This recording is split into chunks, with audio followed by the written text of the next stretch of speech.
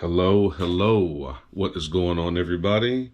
It is me, Jay Renard, and I'm here with a live stream.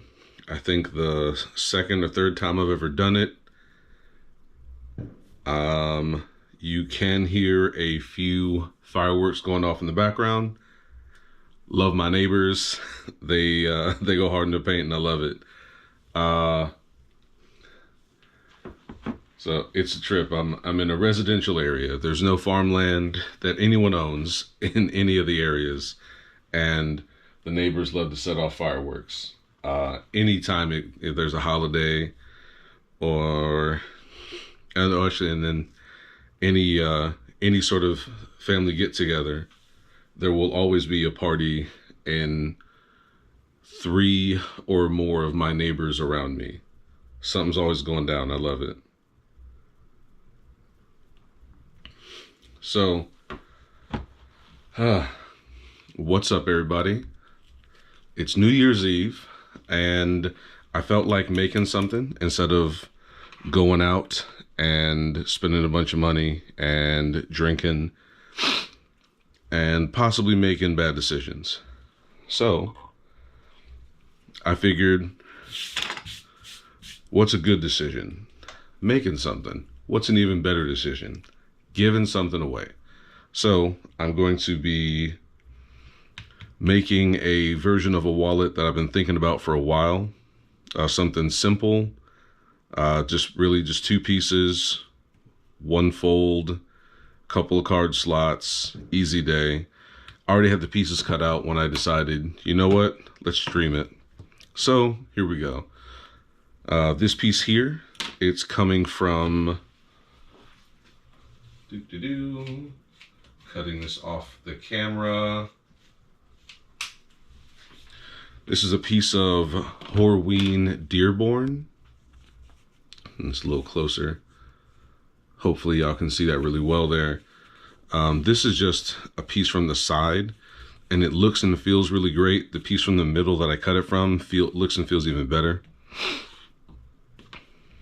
And the dimensions, pretty straightforward, something pretty good for any card size. The piece that I use here was a little bit wide, the pattern template that I used, but it'll be all right. We'll just cut the excess off when it comes time to stitch. So all of this is going to be folded over, so the glue can go on all of that there.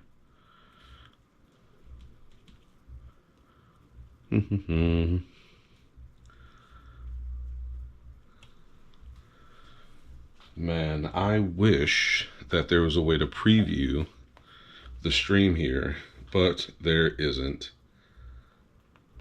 Because I'm streaming with the GoPro, using technology, all that good stuff. But there's no preview available. Let me see if I can. That there was a way to preview the stream here, but there isn't. And I made myself a liar. There is a way to do it. Let me go on ahead and cut this sound off.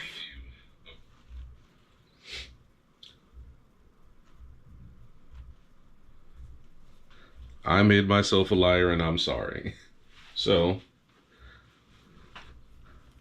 I can watch it with a couple seconds delay. Better than nothing. I'm gonna have to cut the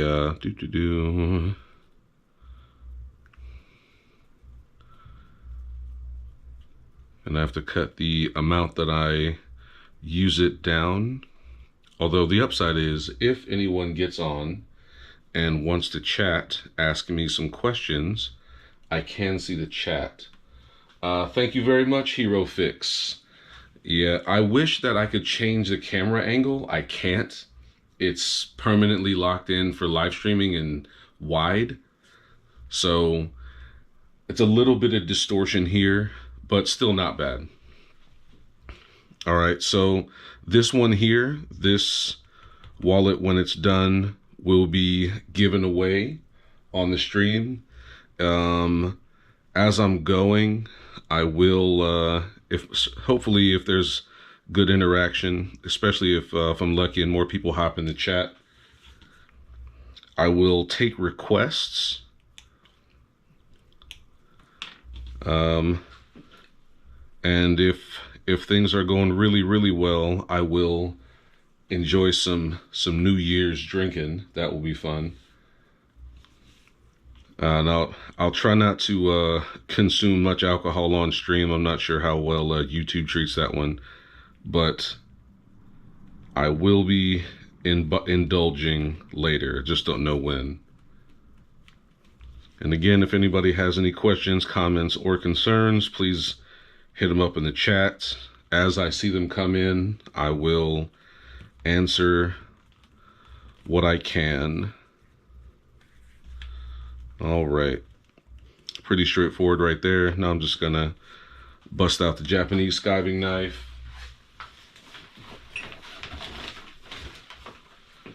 I'm gonna true the edges up. What's going on, Beards brother? How you doing? Thank you. Yeah, the view is a little bit off, but truthfully, people can see what's going on, so it's better than nothing. Sometimes that's all we get. You know what's weird?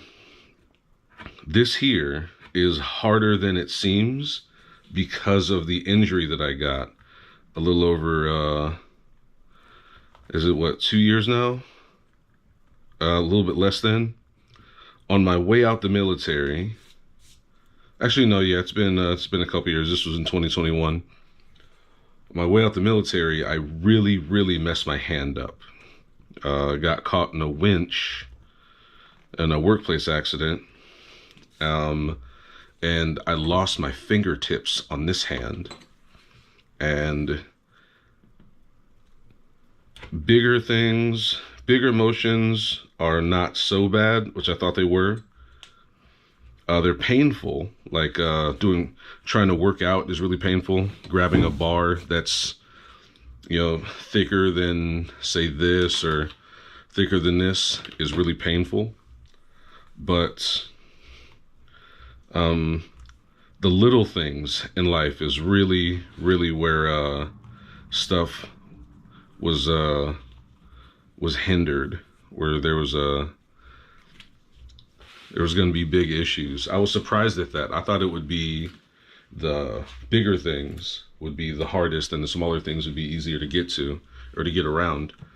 Nope. You know what the hardest thing for me to deal with was, and still is? Typing. In this very technological world. Don't worry about those explosions. Those are my neighbors setting off fireworks. Yeah, typing. Typing is one of the hardest things. Typing on a keyboard, typing on a tablet, all that stuff. It's really, really hard. And then fine motor skills is difficult because you'd be amazed how hard things are to do when you don't have this extension and you don't have the good feeling on the tips. Man, it's crazy. I had to relearn how to hold things and relearn how to operate using just vibration as opposed to actual sense and feeling. It is something I'm still dealing with, but hey, I'm making it work. So this one is mostly done. I just got to punch the holes and then stitch it up. I don't have, so of all the stuff that I bought here for the setup post-military, this work table that I have here, I love it. It doesn't have the sides big enough for me to attach a stitching pony to. So all of the hand stitching has to be done somewhere else. So all of my prep, with few exceptions, gets done here, then the stitching gets done elsewhere. If it's something that I intended on machine stitching, let's put this away, no injuries. If I was going to machine stitch, my machine is over there. I got a Sailrite Stitchmaster.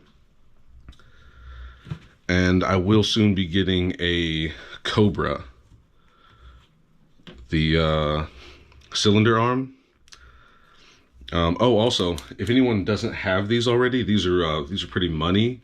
I got these on Amazon. I've seen advertisements for them all over the place.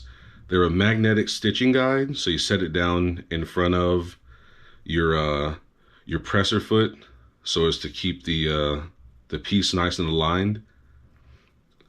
And this is very helpful because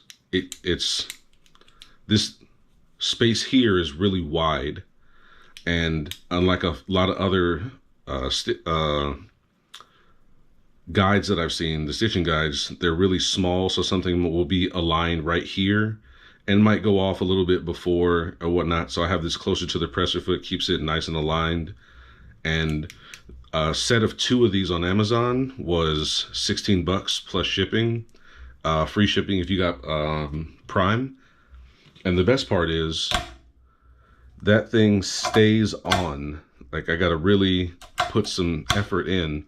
And if this tab wasn't here, just pulling it off or having it just go awry on your machine, that's not gonna happen. So the 1 is on my machine. When I have bigger projects, then I'll use 2 just to keep it aligned in the front and the back. But that thing right there, for anybody who's machine stitching, this is money. I don't have one of those Amazon affiliate links, but if anyone's curious, hit me up on Instagram. I'll shoot you the link for where I got this. All right. So now what's left is I can stitch it up, or I can add the logo. I think I'm gonna go for the logo, and I'm gonna use my press over here. Let me get this stuff out of the way.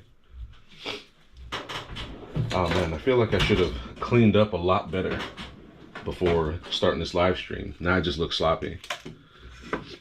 Side note, these clicker die presses save a ton of time, and over time they should, provided you get a decent amount of business, they should save you money. So I know some folks are a little on the fence about using the clicker dies. I know some people will say that it feels like they're being lazy, or it's not quite the same. I can't tell you what to do or how to feel. I can tell you that the quality is still good, and it increases the speed of production, so I'm all for it. I've had 0 complaints about it, so I say go for it. Also, on very thin or very stretchy material, like this here has actually got a lot of stretch to it, especially from the center of the hide. Even cutting with a sharp knife, a really good blade. This is one of mine that I use. Or if it requires finer cuts, I'll go with scalpels. Even on something like that, even with a scalpel, it's so stretchy that it pulls a bit.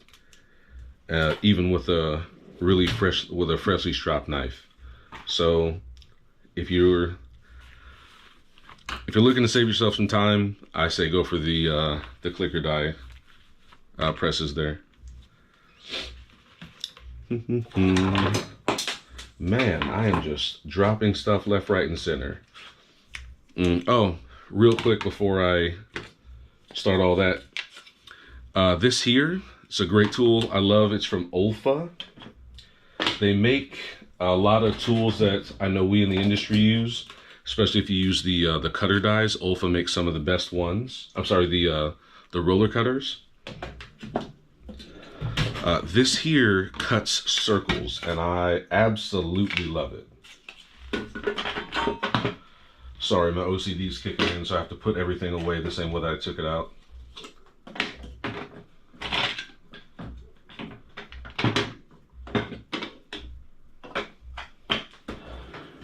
There we go. So this here, set this down, and you set the set this to the diameter of the circle. So the distance from the center out. I'm sorry, I said the wrong thing. So this is the radius. Set this to the radius of the circle, and then you hold this in place, twist, twist, twist, lock it back, twist, twist, twist, lock it back. There you go. It's got a blade that sits right there. And then when you're done with it, retract the blade, screw that in. No accidental stabs from the blade, no accidental pokes from the piece that keeps it out there. And you cut the most crisp circles that you've ever seen.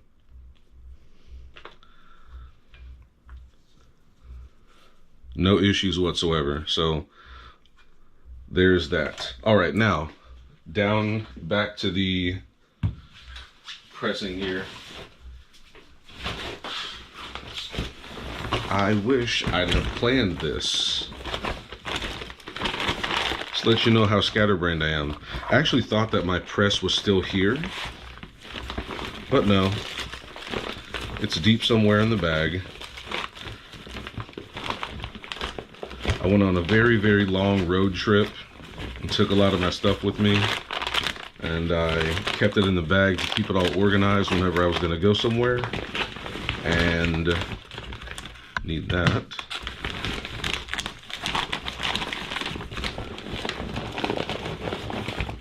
I believe I've made myself a liar, and it is not in the bag, but it's all good. There's other stuff in the bag that I need, like the stitching chisel, and also the poundo board. Now I know a lot of people like the hard plastic. I'm not a fan of that. I'm not 100% sure why I'm so against it. In my head, it prematurely damages the teeth. And I might be wrong, but I can't shake the nagging suspicion that that's what the deal is. And since I can't shake it, I just go with it. Now, normally, I have my proper mallet, but because this is my travel bag, I keep a dead blow hammer for when I'm doing the leather work. Upside to the dead blow hammer, and you can get these at any automotive store. You buy them at a leather craft store, you're going to pay too much for it. So with the dead blow hammer, it's got lead shot inside the handle. Hold on, let me shake it real quick. It's by the mic, so you should be able to hear that. So what that does is it prevents rebound on strike. So you're not going to get double hits, which sometimes happens. So it's going to strike and stay there. Strike and stay there. There's not going to be any double strikes when you hammer into something that is on a hard surface. So even if you use the leather poundo board instead of the hard plastic poundo board instead of the softer one, you won't have any rebound. So go to the automotive store, get a dead blow hammer there, or you can actually get some at Walmart if they have a big enough automotive tool section. But these things are money, and it'll help you with, help to make sure, especially if you're tooling, that you don't double strike. If you're doing very fine work, a double strike could ruin a whole bunch and give you a bunch of extra work. We got 4 people in the chat. I am surprised. All right, now there's a little bit of a gap here, so I'm gonna pull this, apply a little bit of glue. That is a lot of bit of glue. There we go. And reposition, because I don't want any of this silliness. I'm gonna do some of that action right there.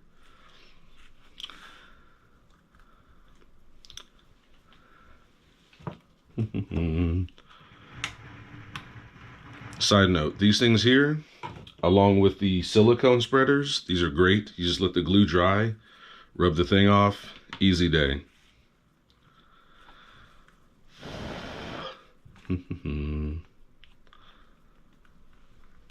And for the folks in the chat who just got here somewhat recently, if you have any questions, comments, concerns, or requests, let me know.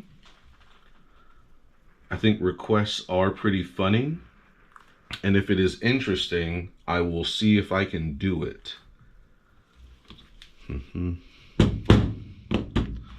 Move this towards the center so it's a little quieter.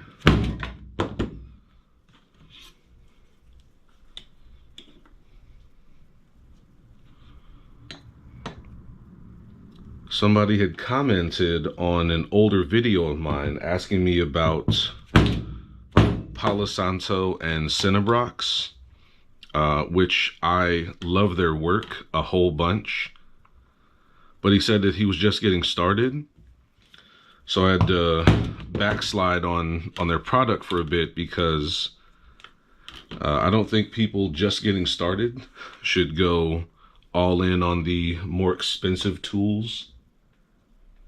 You want to make sure that you actually like it a lot before you invest that heavy. There are quite a bit of really good tools out there for not nearly the same price. And for beginners, I think that's where they should go. Sorry if that's really loud. And back in right there.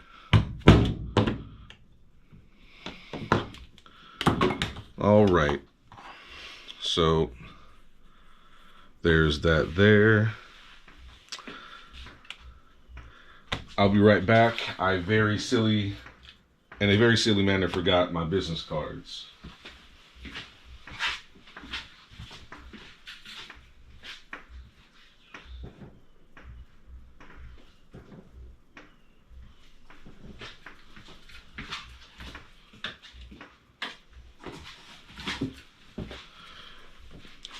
All right,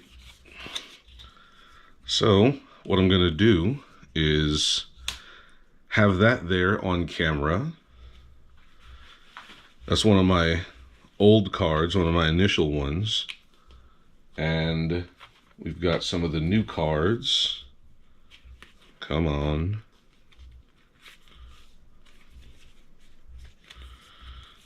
And that's what's gonna be in here. All right, now, does anybody in chat have any input on what color the thread should be? Man, this is really soft and stretchy. I'm gonna have to put this card in after it's all stitched and I relieve some of that pressure from the glue line. Oh well. So if no one gives me any input, I'm probably just going to pick something very basic like brown, or I'm going to pick something odd like purple or pink. Blue might also work. Any inputs in the chat?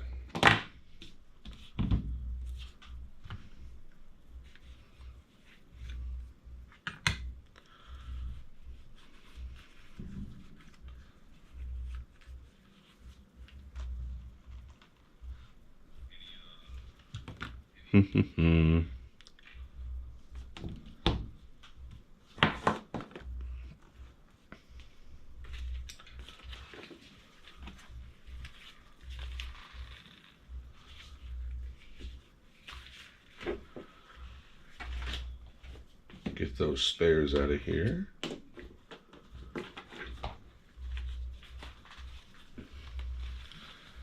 While hopefully somebody watching goes and offers up some some comments about what thread I should use. Wanted to bring this up here. So this is a piece that I did about a year ago, maybe a little bit less. And this is from Pete's Pirate Life. It's the lifestyle brand made by Peter McKinnon. Fireworks again. And so I made this piece. This is a notebook cover that I use, that I make. It's on the based on the design. Actually, I think this is the design from Little King Goods. And I decided to go with the alternate color with the stitching, and then add the coin for the inlay. So this is one of the copper coins. And hold on one second.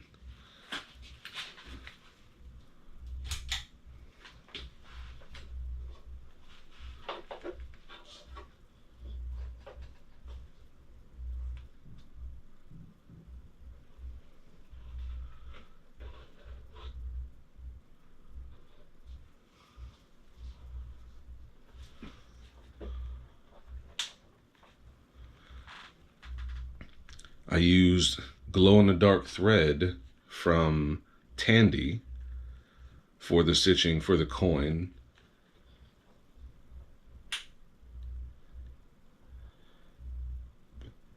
Because I was bored, and I like little odd things like that, little odd touches.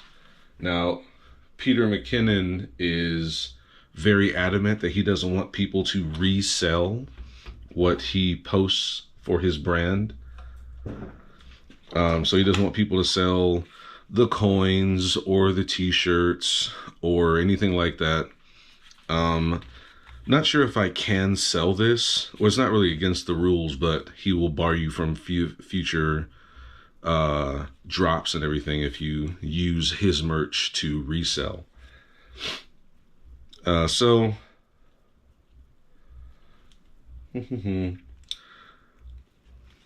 So I'm not sure if I can sell this without being barred from other Pete's Pirate Life purchases.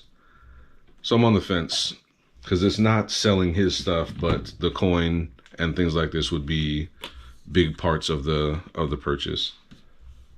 Okay, brown would match very well with that veg tan. Thank you very much, Beards Bro. All right, let me see if I already have some here. Ah, see, now we have an abundance of choice. That's what I'm talking about.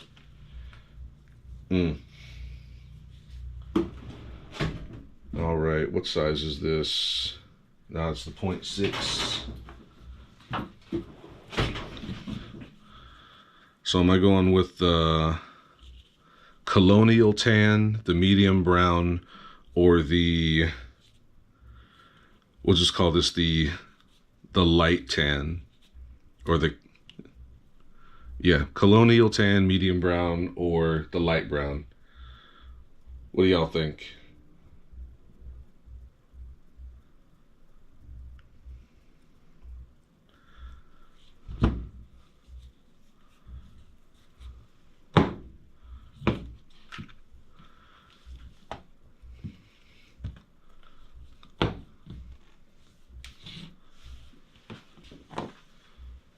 All right, Anna Macaulay is brown or natural. It would be nice. Light, okay. The light brown. Gotcha. Let's do that.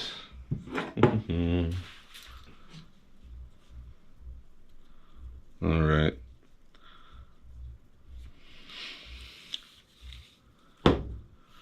All right. Needle allowance. 2, 3, 4.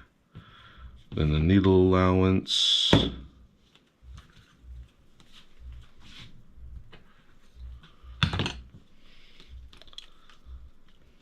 And the same thing for the other side. All right, now I really don't want to bore the stream with the stitching, so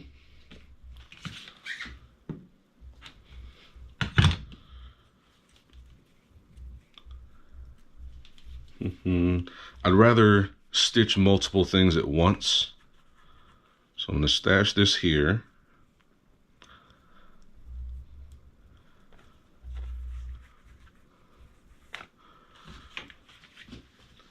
And I feel like doing some real quick pieces. All right, so here's what we're gonna do.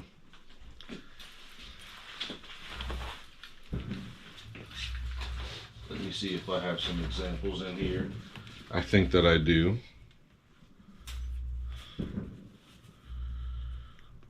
I don't have any that are already made.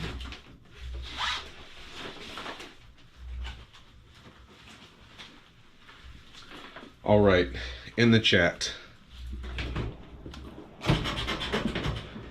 I'm going to make a bunch with these clicker dies here. So it's going to be 2 of these, 1 of these. So it'll be a pocket in between here and then this pocket. So a nice little 2-pocket wallet. Now, do I go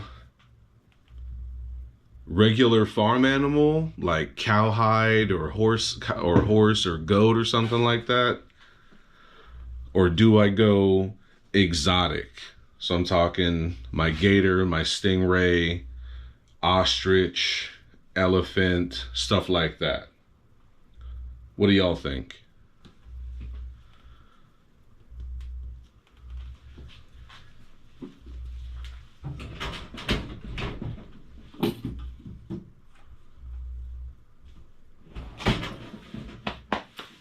Because I would love some alternate or some outside advice. You leave it up to me, I'm just going to do a whole bunch of regular stuff and then a couple of odd colors like red and brown and whatnot. So what do y'all think?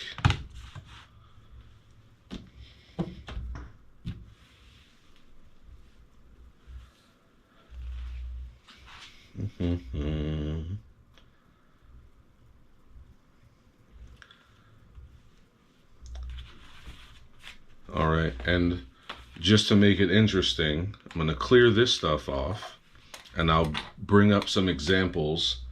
Okay, stick with the farmyard. Okay.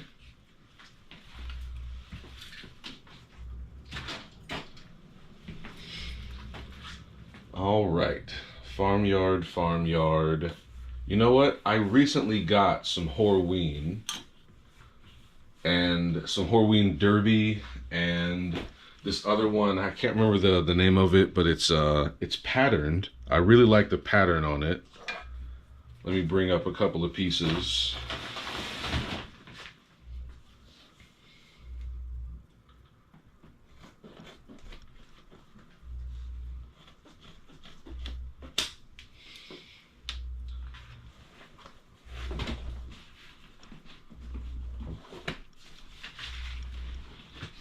Come on. All right, here we go.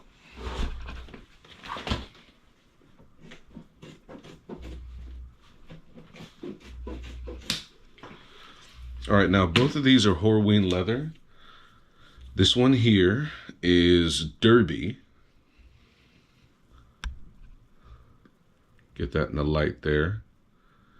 I think maybe this light's a little bit too harsh. See if I can turn it down some.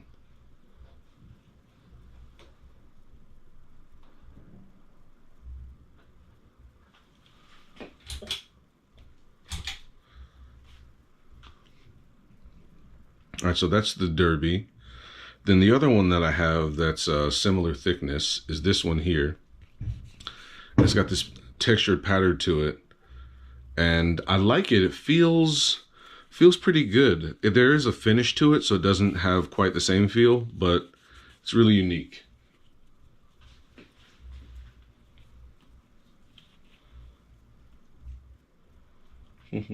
About selling wholesale packs of one item for quick sales. I have considered it. However, where I'm at, the only way I could pull that, only thing that I could make a lot of and sell them wholesale that I could feel comfortable doing that is belts.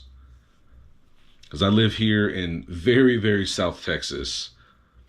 Lot of gun owners, a lot of people who open carry, concealed carry, a lot of folks working on ranches and things like that, and a lot of folks who want really good belts. A lot of folks asking for custom belts with the basket weave stamping and everything like that.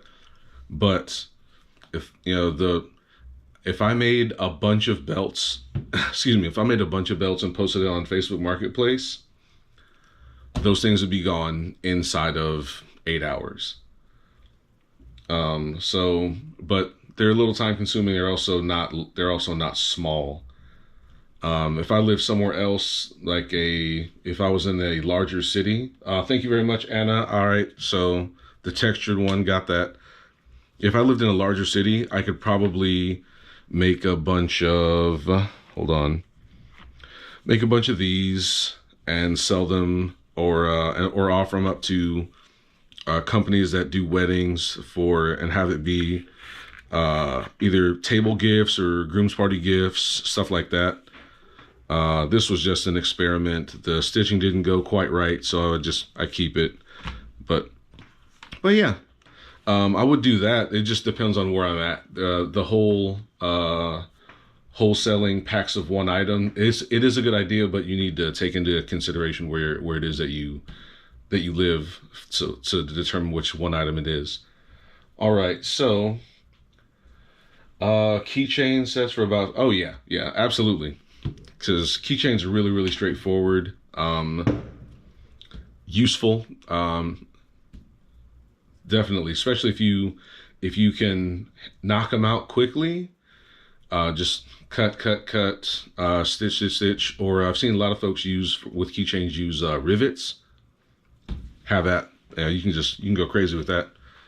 All right, let me go ahead and cut a big swatch or a big piece off for this textured one. We're gonna knock out a textured wallet like Anna suggested.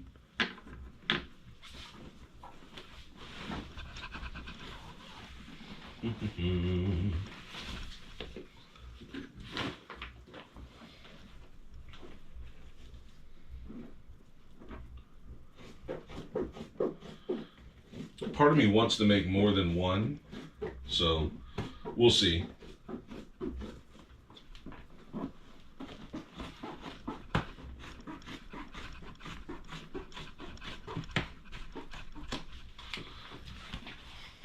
So that should be more than enough.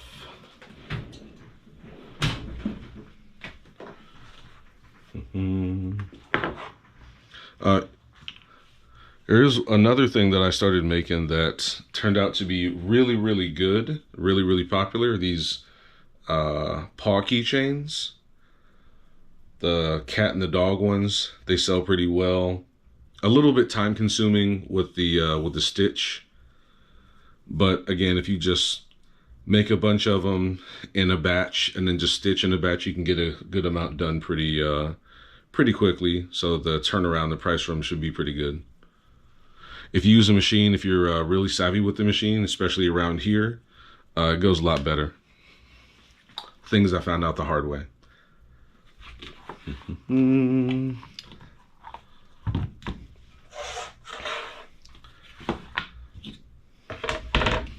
Make sure, do my Tetris properly over here. So I should be able to go piece, piece, piece.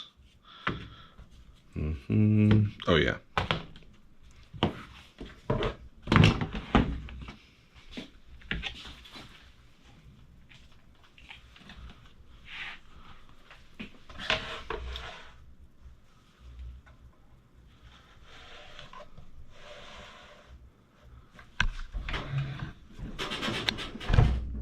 No, camera's off the line. Okay, there we go.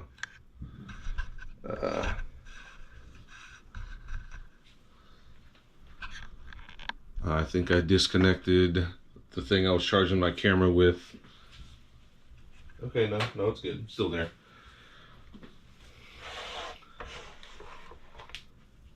one piece. Again, I'm not being attacked. There's no bombs going off. Those are just fireworks. Although I guess technically those are little bombs.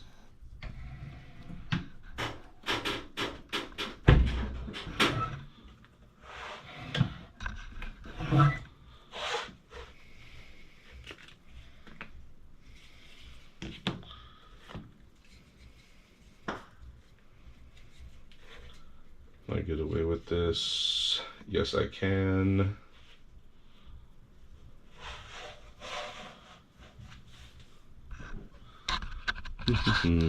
I'm just going to do this.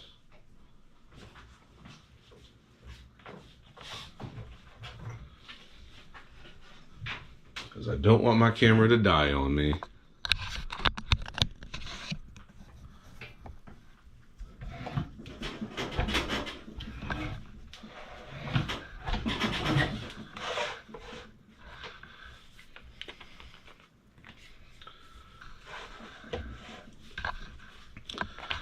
And like I was saying earlier with the dye, I really like the consistency and the quickness.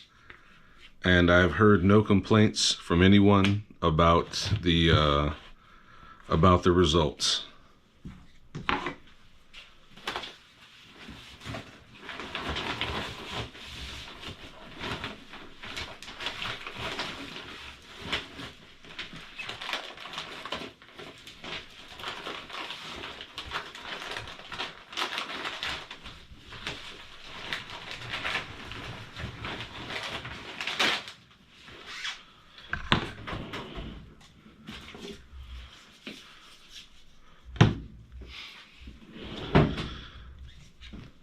So this is my bottle of Tokonol that I brought with me from when I was in Japan, as evidenced by all the kanji all over it. I've been using Tokonol since right before it started getting hot in the leather community.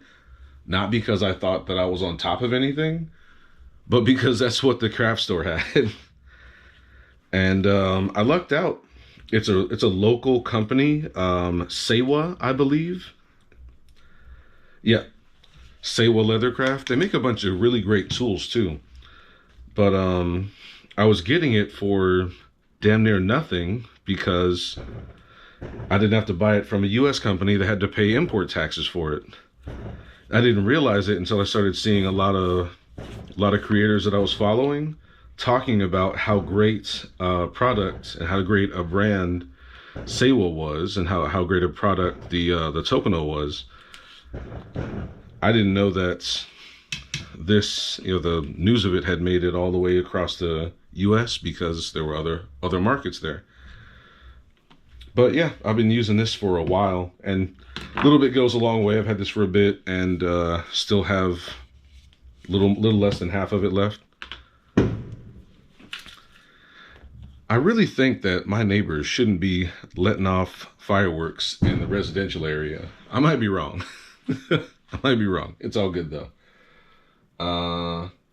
Okay. I'm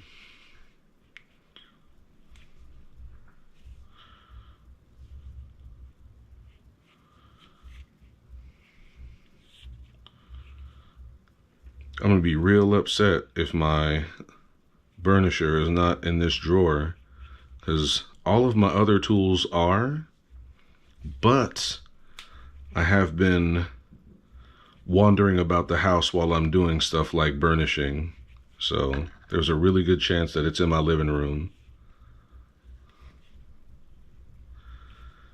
And it would be just my luck that I'm gonna have to leave stream to go and find a slicker because I'm silly.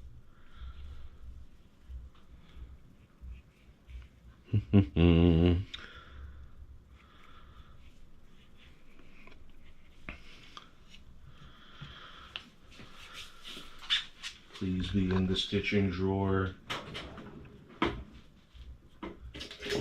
And everything I need for burnishing except the damn slicker. Come on now.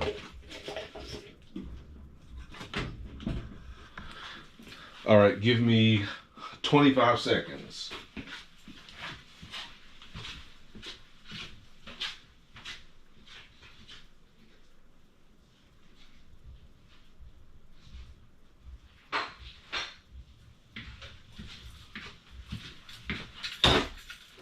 I'm back.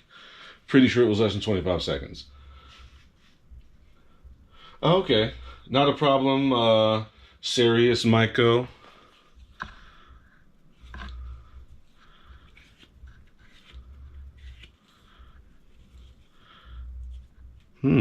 This leather here, I don't know, it seems to absorb, like it's not staying on the surface to be slicked.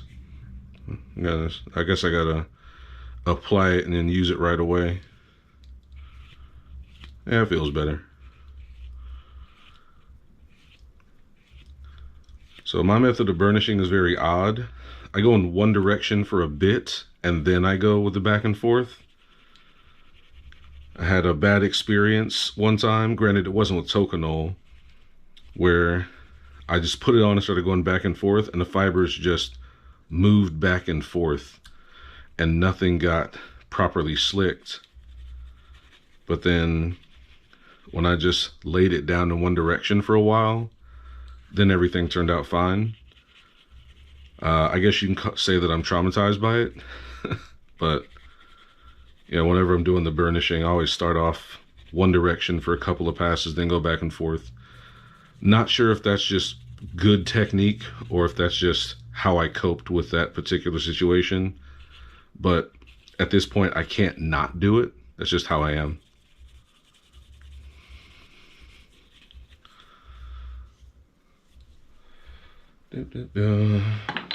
And that is not bad. If I was really wanting to have a super long drawn out stream, then I would be edge painting, because that stuff requires a minimum of 3, sometimes 4 coats to have a nice edge to it. And please let that rougher be in here. Not there. Upsetting. I feel like I took it and used it and didn't put it back. 50 bucks says it's in my living room, which means it's too far away. All right, so mostly because I really don't feel like breaking out the glass cutting board and then all the stropping and then all the skiving. I'm just gonna align and stack these, and then I'll align them, glue them, stack them, and then punch all the holes. All right, let us do this. Oh, side note, if you do have the dies, the proper alignment is as simple as this. It's a little bit annoying, but it'll always work. You just set it in, decide where the top is going to be,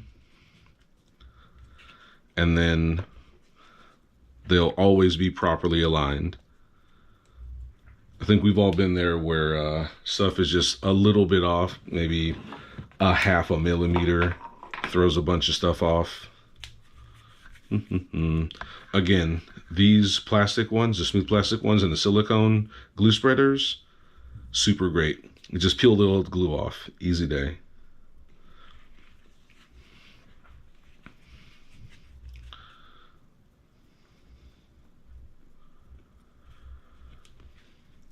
Next time I'm going to have music in the background.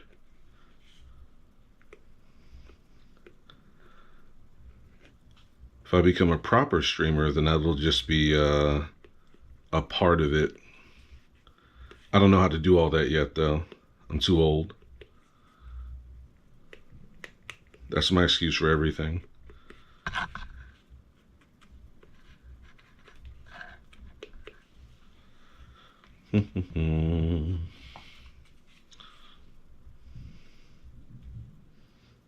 too much.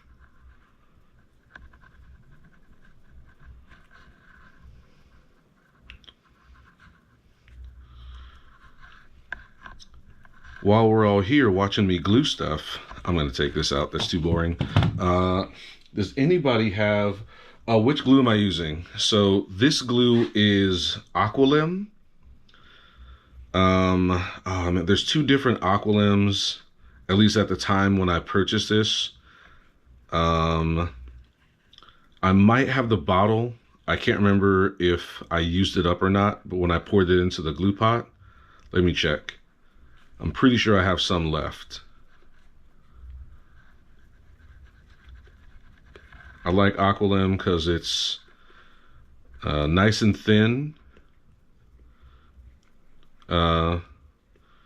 It's not all gummy, but it will it'll hold pretty well. Please, yes. Yep. Reina Aqualim. I think that's 315. The thing came off, but I want to say it's 315. Reina Aqualim 315. And I got it from District Leather. Not sponsored. Although, District Leather, if you want to sponsor your boy, hit me up. Y'all based out of Atlanta. I'm from East Point. We can go ahead and keep this thing nice and in-house. Let's do this. But yeah, Aqualim, really, really good stuff. Doesn't cost a whole lot. If you buy the bigger bottle, not a waste at all. See, I was about to break my rule. Come on now. I just said use the dies to align it, and I was about to not use the die to align it. Can't be making myself a hypocrite on stream. Get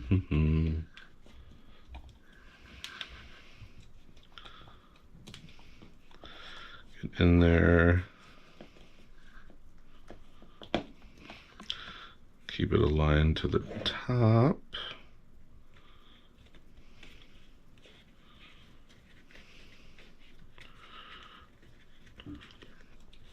All right, this one's going to be ready to go in under 10 minutes.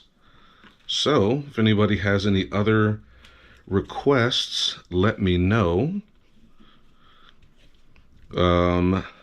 So the options are farmland or farm type, you know, horse, cow, horse, goat. I think I even have some pigskin suede.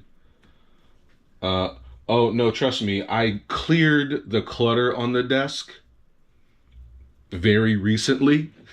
This is normally it's pretty crazy. Like even this right here, this is a remnant of what was cluttered. So there's these pieces here that I was gonna put together. I just haven't sat down to just knock them out yet. They look like it's not like they're not cluttered because they're stacked neatly. But before the stream, they were all over the place. Yep. All right. So next options after this one gets properly glued and everything. It's farm or exotic, and then after farm or exotic, it's you know, the color palette. Is it going to be earth tones? Are we going to go with jewel tones? Something, you know, bright red, orange, or those sorts of things. What do we want to do, chat? What do we want to do?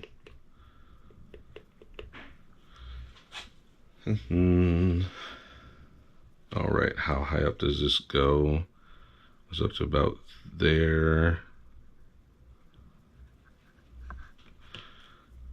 And same thing on the other side. About there. It's a bit much, but we'll make it work. The texture on this is not helping. Apply the glue. It just takes it all.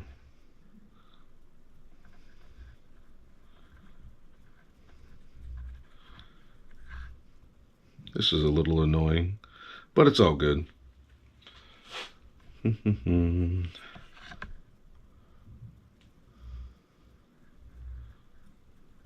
It's good to know this now, that the glue is a little bit weird because of the texture.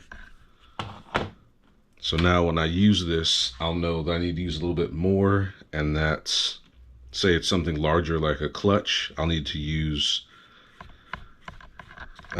need to have the eraser ready to get rid of all the extra glue.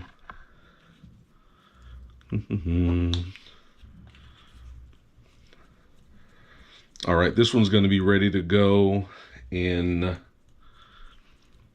don't know, probably another 2 minutes while that glue dries to clear.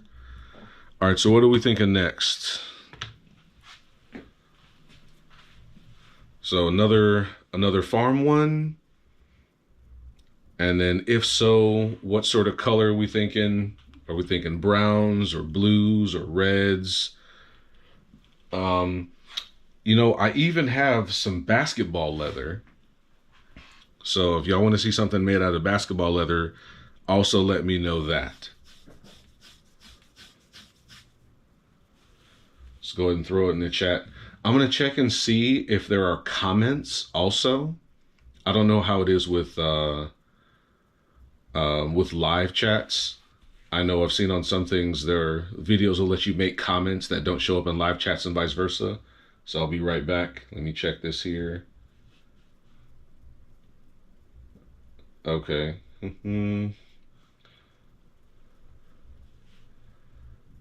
All right. And also everybody in the chat, I really appreciate that y'all are checking me out. It's New Year's. Y'all have better stuff to do.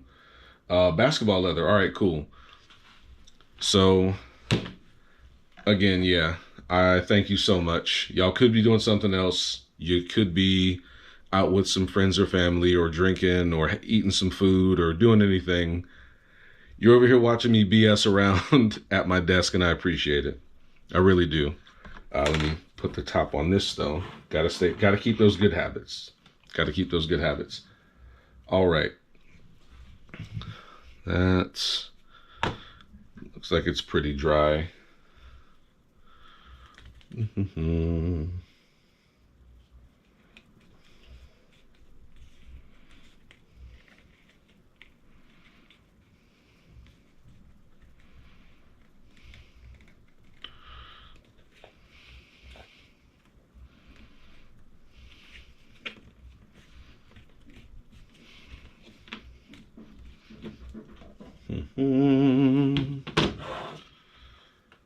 And then just to cheat and make sure everything is nice and pressed in there,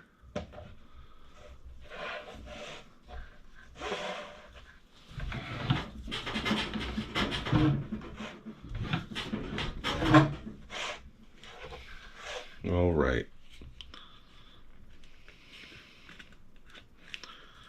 Ready to get stitched.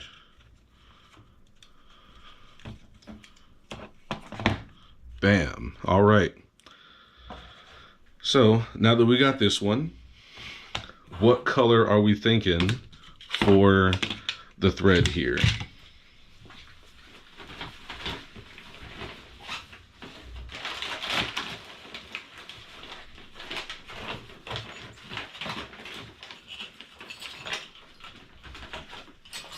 And just know there are a lot of options. Whole lot of options.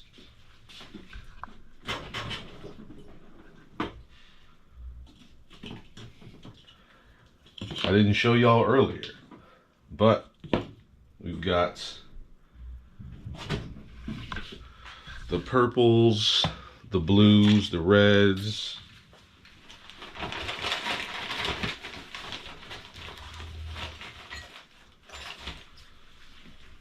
I've even got a nice pink. So appreciate the kind words there, Beards brother. Miss McCauley. So this spatula here, this is a smooth plastic glue spreader. that I got from Tandy Leather. You can get these in a bag of, I think, 3 or 10. And let me tell you, just get the 10 because you're gonna lose a bunch. They're not very expensive. I think a bag of 10 is like 12 bucks, maybe 15. After you lose a few and you realize that you need to stop losing them, and you put them away properly, you'll keep the last 5 for a solid 2-3 years before they all just come up missing. And then you just go and buy another bag and they'll last you another 2-3 years. They're not very expensive, super useful.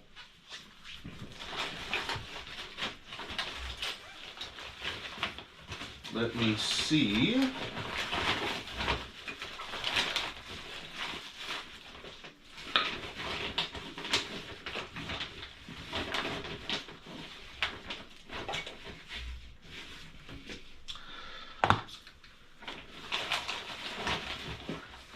I cannot find it for the life of me. Damn it. Oh, here we go. Another type of glue spreader that you can get is, okay, blue, absolutely, thank you very much. You can get these kind. I've only seen the silicone ones at Tandy, but I'm sure other companies make them now too. These are a little bit better, a little more pliable, and the glue comes off of them a lot easier. But either way, the larger surface area does make it nicer for wider things, say clutches, bags, and whatnot. Something like this, little small one's just fine.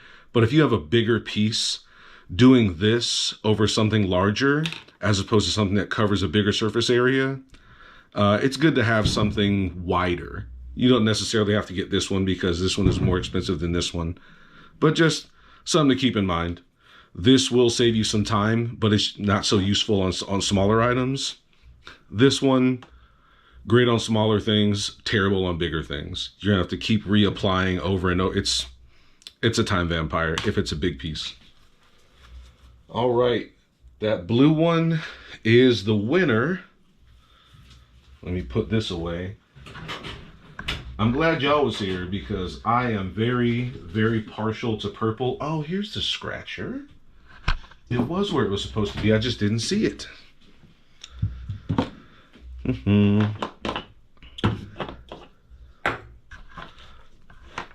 Oh man, come on. There we go.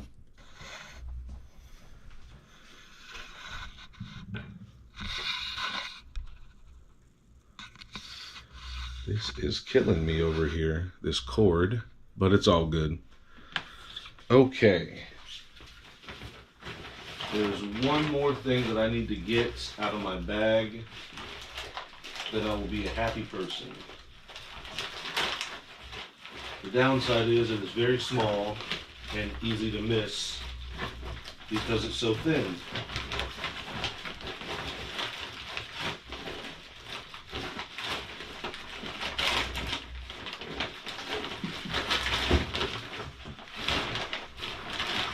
No. Yes. Okay. This is what happens when you're not organized. So, this thing right here, I got it from Amazon. Tandy sells one, but it's acrylic, I believe. As much as I am a fan of Tandy, Tandy has gotten me all over the place. It's provided me with a whole lot of stuff, given me a lot of great things, and I love the military discount. Thank you so much, Tandy. But the acrylic piece like this, terrible. It's gonna break.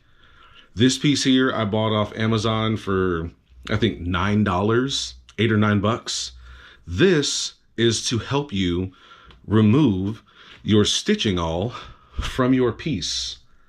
Because Lord knows I hate holding it like so. So it's not ideal. And I certainly don't like holding a ruler down or some other such nonsense. But this, good thickness, great. Almost every stitching awl that I've ever used fits in it.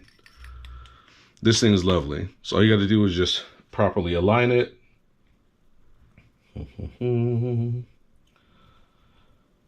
Make sure that my stuff is good to go. Keep it nice and vertical.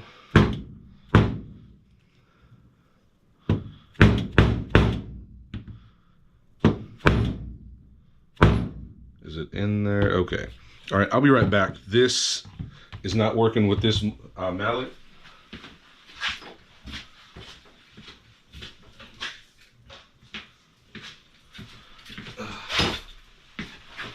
There we go. So this here, so useful, incredibly useful. Just hold and press, rock, easy day. Super useful. Zero flaws to this thing at all.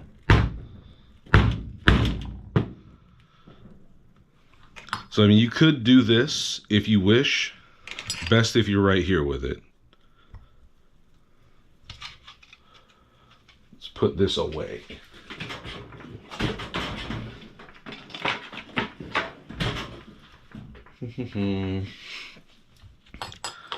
And how close to the end do I want to go?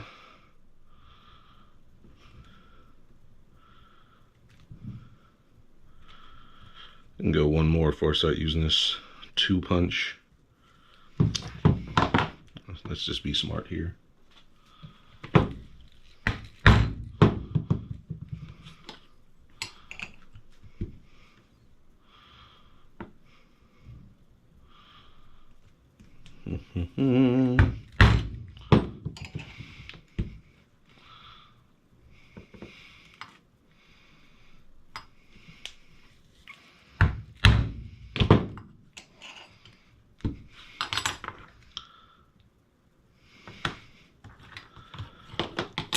And nice and smooth. There you go.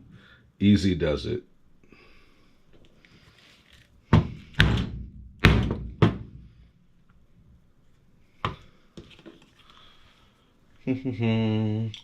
What is that called to look it up? Hold on 1 second. I want to make sure that I'm not lying to you.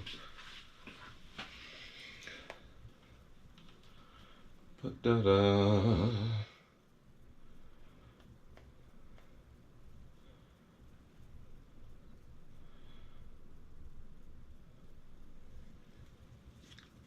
Oh, come on.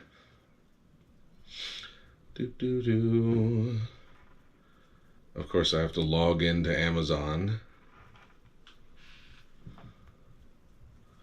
Hopefully nobody's seeing my password information here.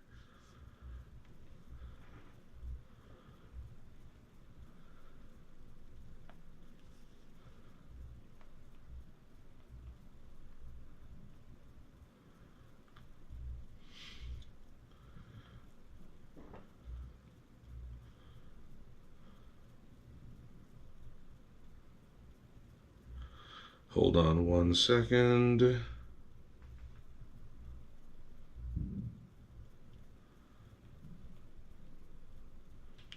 Of course, it would autocorrect me and screw me over. I'm a terrible streamer, I apologize.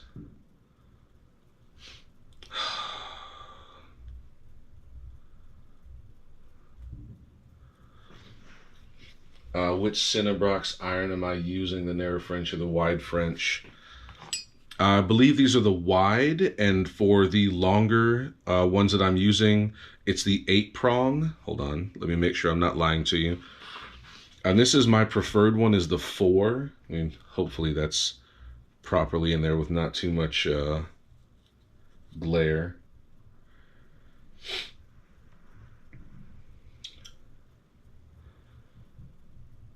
Please be in there.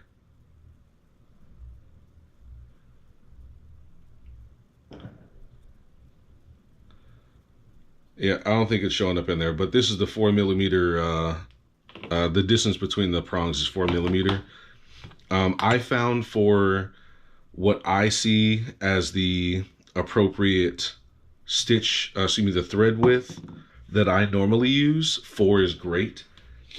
Thinner than that is not bad. But if you're going to use something thinner, then because I mostly have 0.8 and 0.6 tiger thread. The 0.8 and the 0.6, these the stitching hole size, stitching hole spacing is ideal. If you're going to go smaller, then you're going to need 0.6 and smaller with your thread thickness. Or if you're using the fil à chinois, which of course it's in the box over here. If you're going to use the fil à chinois,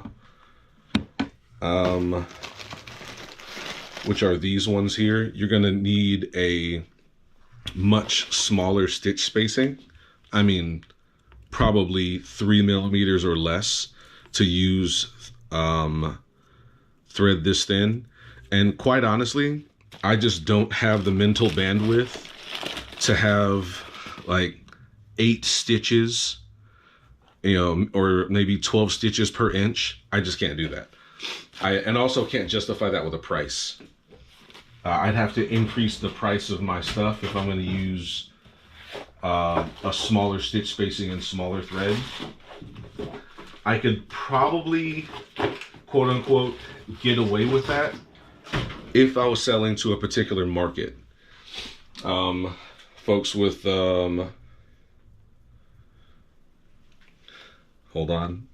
folks with with more money to spend, who are willing to spend it on smaller items. But right now I'm just not. Okay, so this is the thing that I bought. It is referred to as the prong. Actually, let me turn this and make it a little bigger there. That didn't help anything, I'm sorry. The prong leather chisel mate hole punches lace stitching punch tool aid. Oh, okay, but it's this Tawunder. And then if anybody needs to screenshot this, by all means, please do. If you follow me on Instagram, just go ahead and shoot me what you want, and I will shoot you the link for this, so you can have this thing too. It is incredibly useful for me, definitely. All right.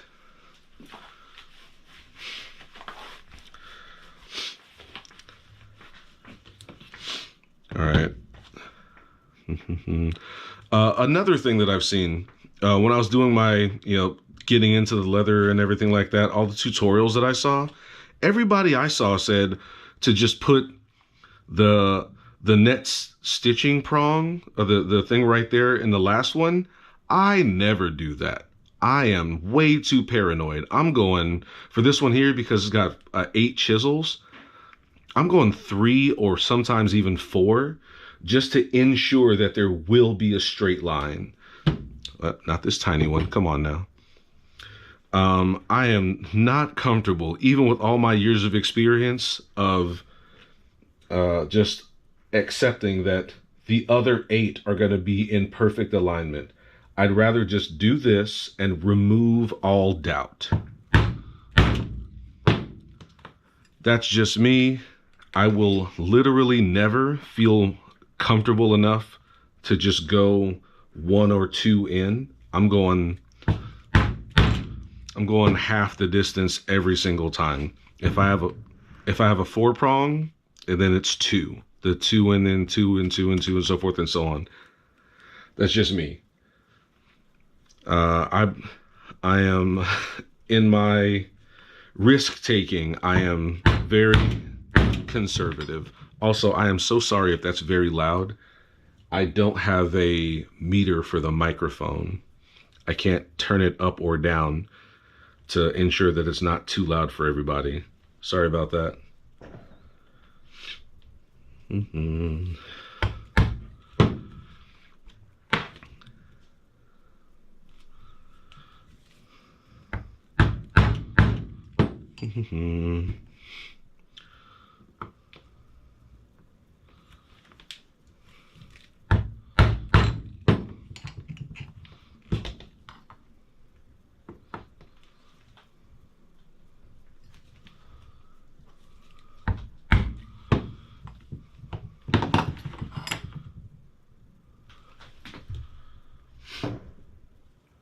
right, now I kind of screwed myself because I broke my rule.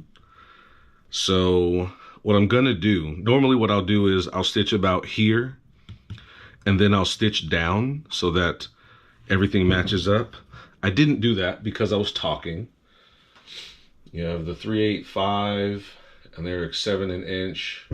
I haven't bought any thread. 0.6. 0.6 is good.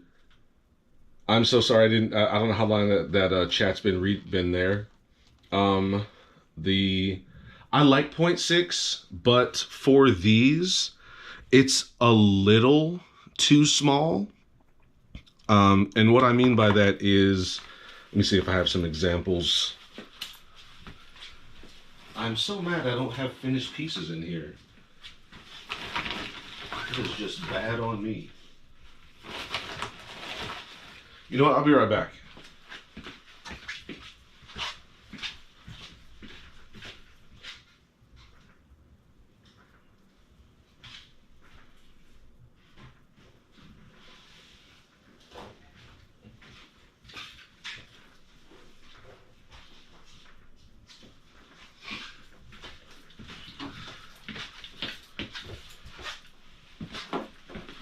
Okay, it's show and tell time. Let's put this away. Let me see if I can find something that is definitely 0.6.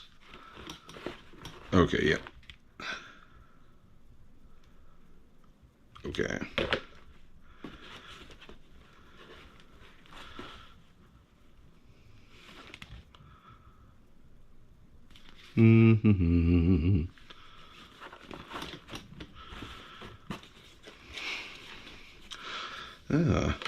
That one's not mine. That will be a good example, so I'm going to bring that up after.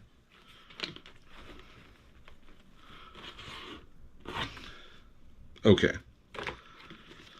Actually,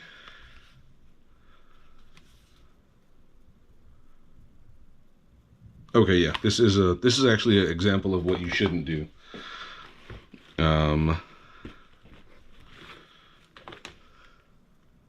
That's an older piece, but it's still a good example.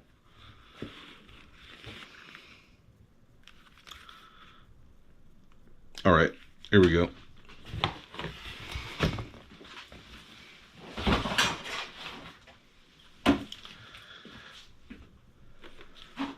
So this is an example of when the stitching chisel that you use is not quite right for the thread size that you use.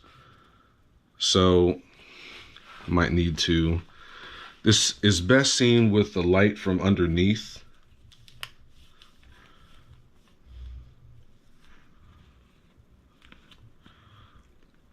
So you can see that this isn't just illuminated from underneath. The holes are big enough that the light comes through even though there's stitching in there. So what I did was I used a stitching chisel from this one company. I'm not going to say the company because it's, I don't know, it feels like I'm shit talking them when in actuality I like the company a lot. I just realized that the chisels that they had were not right for the thread that I was using. So it's not really a knock on them, just incompatibility. So this is Tiger Thread 0.6, and I used a stitching chisel that was much closer together, and the chisels were actually smaller, but they were way wider. The hole that they punched was a lot larger. So these things are in there properly, but there's just gaps all over. It just didn't work. All right, so here is the same thing, same chisel, same 0.6 thread, and there's all these gaps. They just didn't fill them in all that well. Now here's the same chisel, excuse me, the same 0.6 thread, but with this. And those gaps are not nearly as pronounced. And it's because these punched narrower holes, even though they're further apart and just a little bit bigger.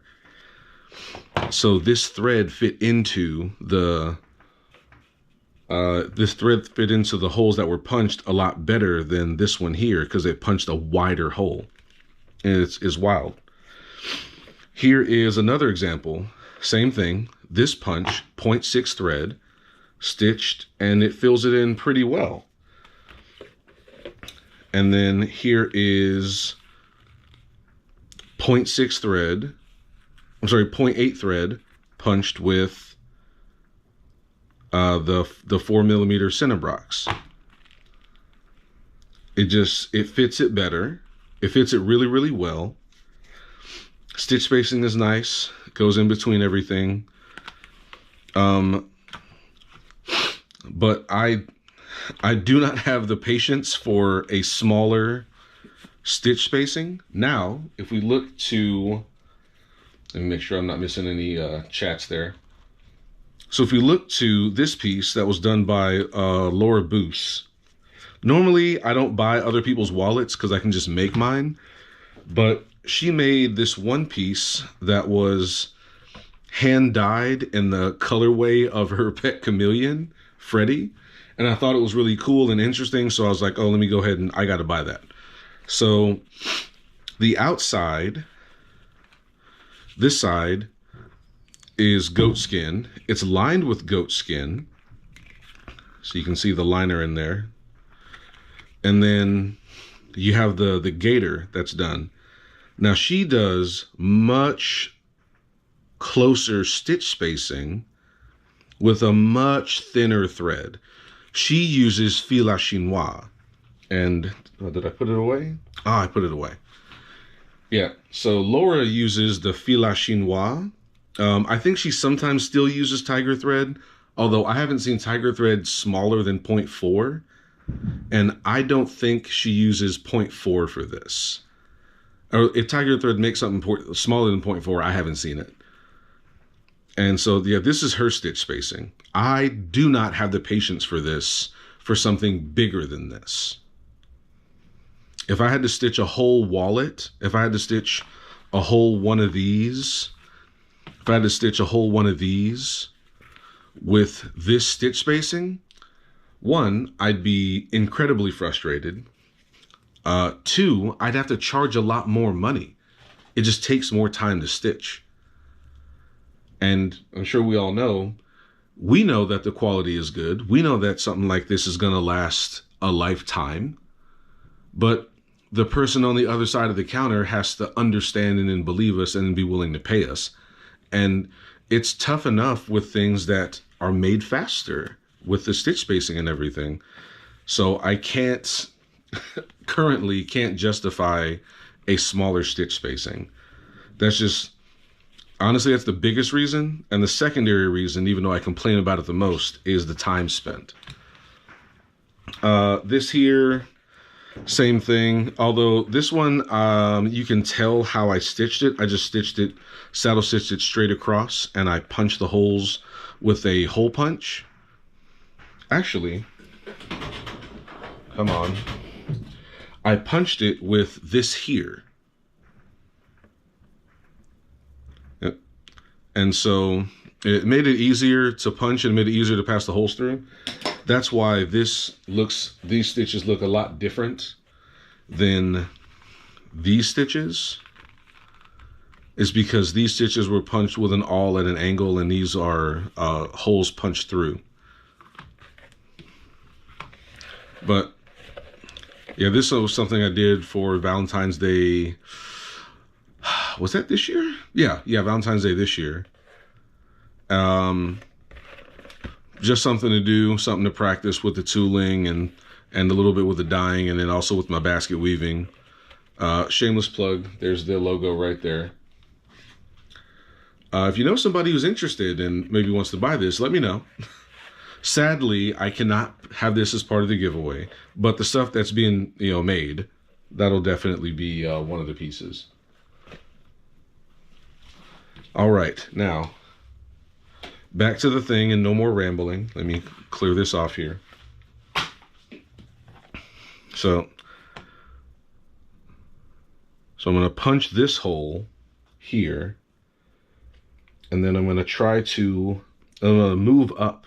What I don't want is I don't want for this to be cut through right there. I want for there to definitely be enough space before and after this. So I want it to go through right about here. So I'm going to punch this hole, punch this set here, then move up there, see where they line up. If everything's good, easy day. If not, I'll have to make it work. This is what happens when you break your own rule because you're talking too much on stream. All right. And the thing, keep it nice and vertical.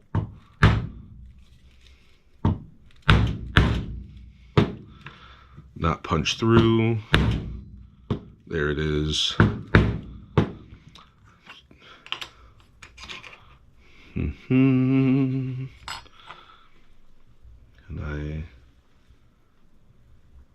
All right, it is looking like it will be properly aligned, so we're just going to keep on with it.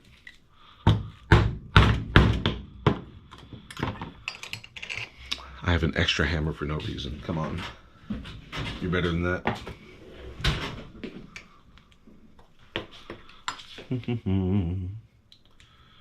How many over? Just one over.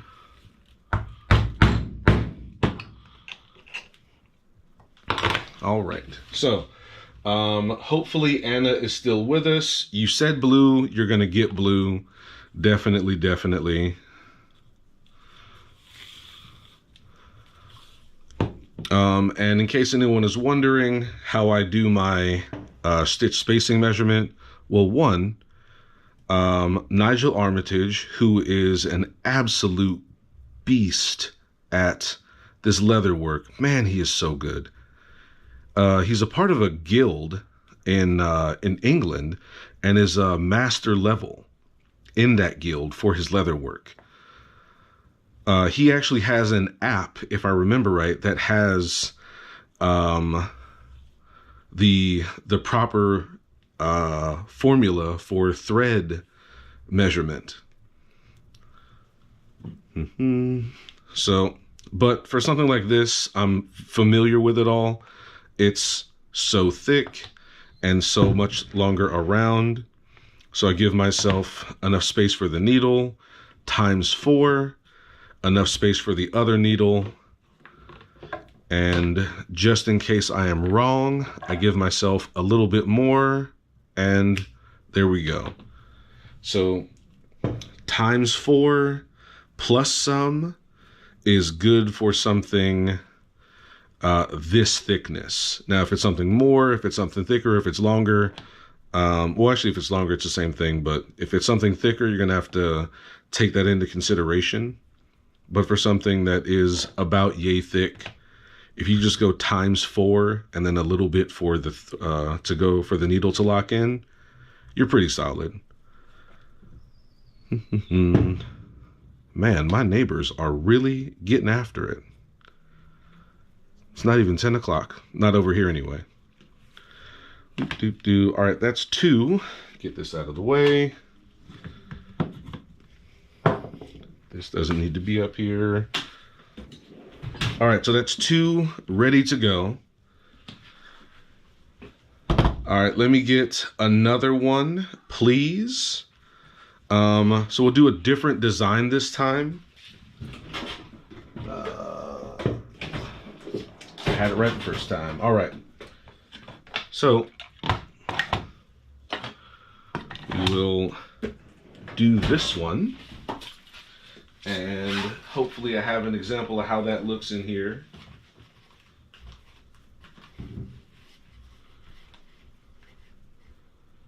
If I don't, that means I sold them all.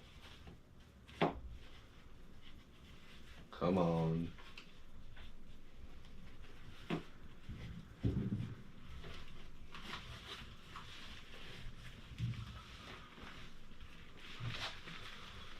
Not gonna lie, I think your videos are up there with Nigel's. Oh, I doubt that. I appreciate it. I try to be informative. I talk a lot, so that's good. When I was in the military, a huge portion of my job required training people in target motion analysis. So I had to get good at training, especially in something that was pretty boring. A whole lot of math and just trigonometry. It was crazy. But I can talk and I can teach. And so that's why I like making those videos when I do make them. I'm glad that you're getting something out of it, though. I hope I can continue to be useful for you. Be more useful if I could find an example of this damn wallet I'm trying to make.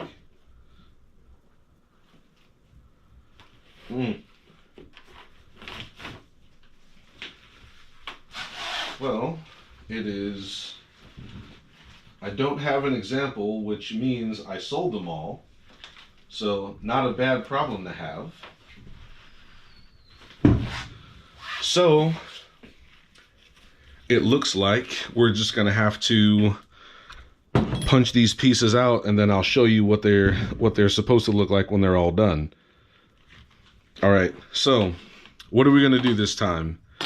More farmland, or are we going to go exotic?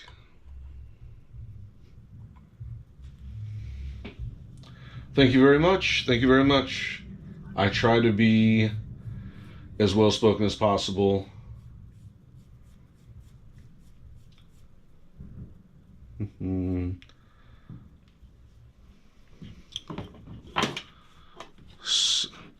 So speaketh the chat, so shall it be done.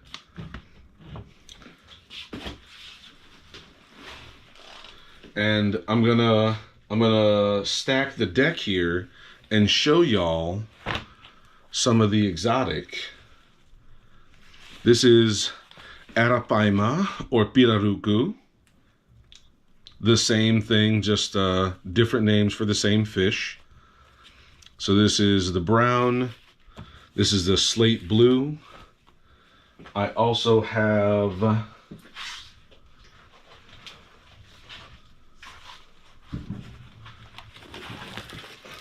the black and white.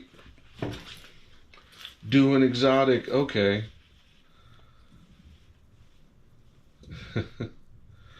And, oh, so what sort of exotic are we thinking? Are we thinking a reptile? I do have I have a whole bunch of gator. I got monitor lizard. I've got a bunch of ostrich, some hippo. I do have elephant. I acquired it legally. Had to pay through the nose to do the proper thing. So what are we thinking? Stingray. I have a whole bunch of stingray. I even have a couple of odd lots like... Oh, actually, I don't have too much of this. This is tilapia, but this is too small for anything.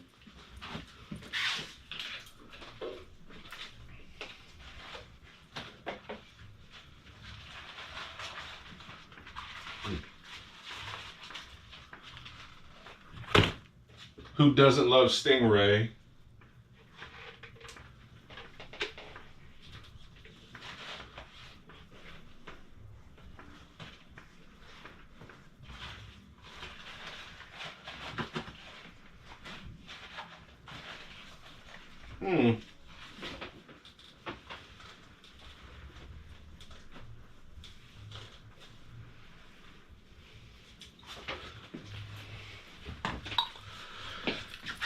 And, oh, the Arapaima. Okay, hippo. All right, let me break out some of the hippo.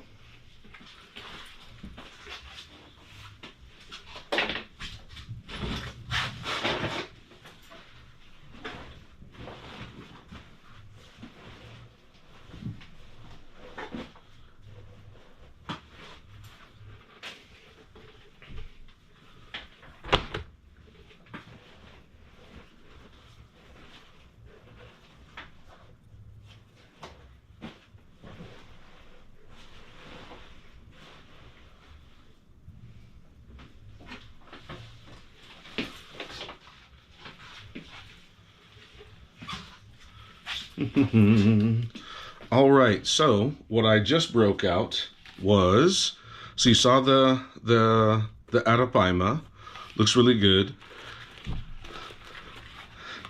The classic, everybody loves Stingray. Stingray is a go-to. As soon as people see it, they're just really they gravitate towards it.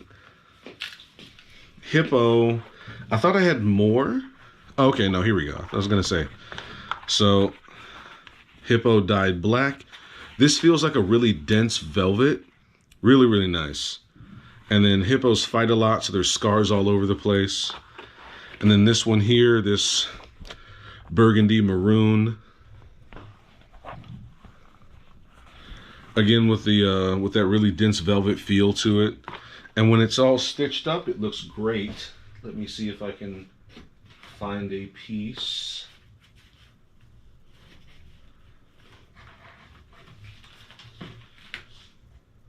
Here we go.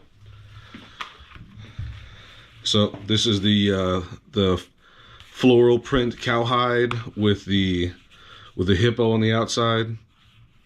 Somewhat matching, or at least complementary, stitching with the brown. Fits really well. Feels good. Wears in really, really nicely. That's the hippo there.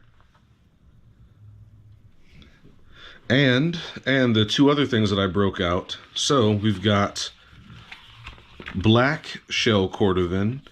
This stuff is more expensive per square foot than elephant hide. So I've got black shell, and I have something that is somewhat uncommon. I don't see too much of it. I have unglazed shell cordovan. So you can see the difference here. This is where they hot glaze it, and this is unglazed.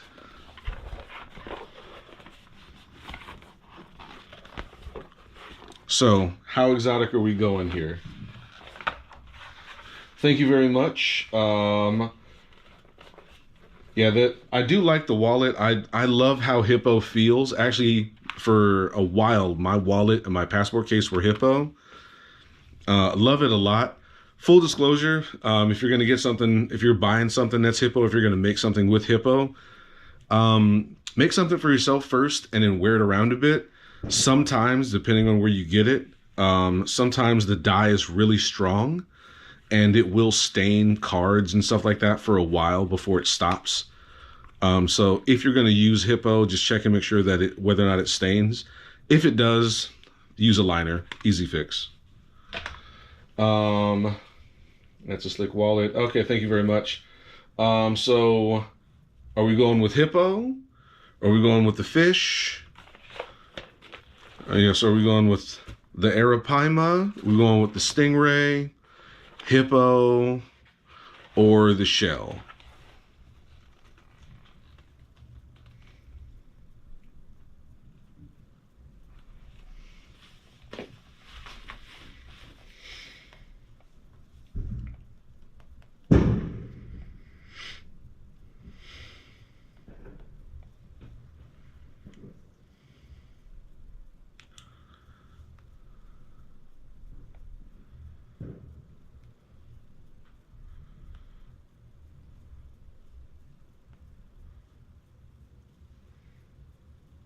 Okay, fish, gotta love it. Let me clear this out of the way.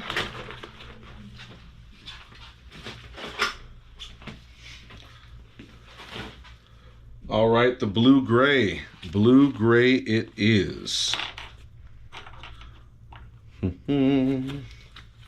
All right, you know what? I'm gonna see if I can get some more folks here in the chat. I'm about to share this.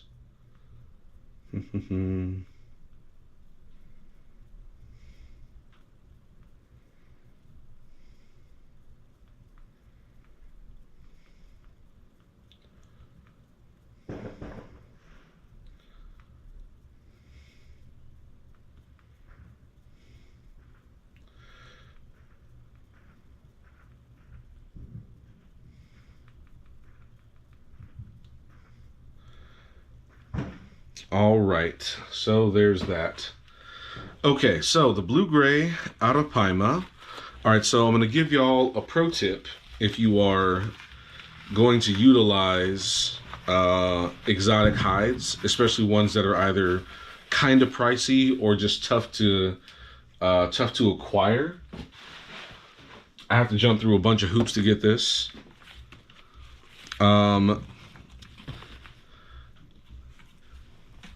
Most people, when they're getting something exotic, they're getting something exotic on the outside, and then the interior can be something more tame, less crazy, but also for you, the maker, less expensive. So what I'm going to do is I'm going to try and keep the bulk down on this material. So I'm going to use a thinner piece for the inside, but something that is still going to be nice and sturdy. Let me find something that will stand up and keep its shape. Nah. Something that's closer in color. All right, this might work. Okay, so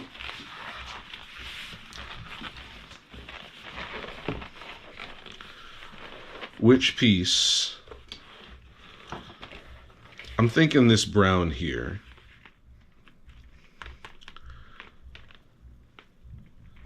Yep, because black and the gray, not so bad. But I think the brown is a nice contrast. What do y'all think? Yeah, this wouldn't really work. Looks good, but wouldn't really work.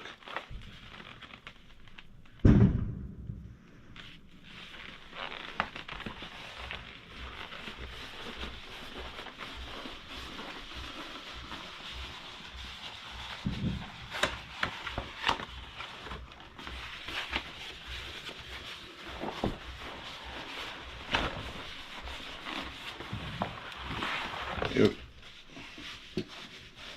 All right. So let me put this back. Bang. Now, so what we're going to do is we're going to maximize this hide while still giving somebody what it is that they want. We're still going to give them the exotic, but we're not going to break our bank. So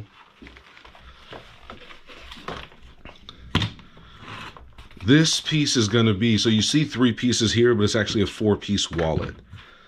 So this piece and this piece are going to be this material here. This is actually kangaroo. I like kangaroo. It's really great for wallet interiors because it's nice and thin, but it's also very fibrous. Technically speaking, it's the most sturdy leather on out there. It's more fibrous.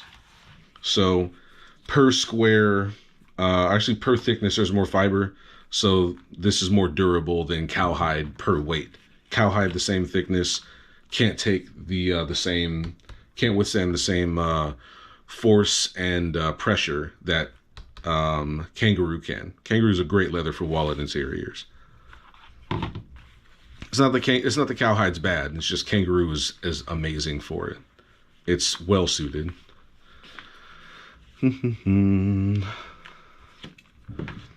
All right, now because I really don't want to put the whole item under the press, so I'm not gonna.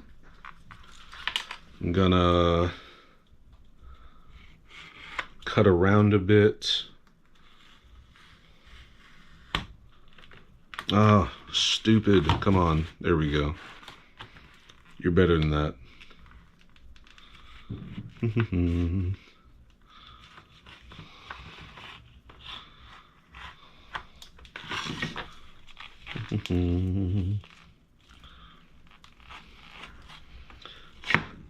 Actually grabbed the wrong scalpel, but hey, it's all good. There we go. So that piece.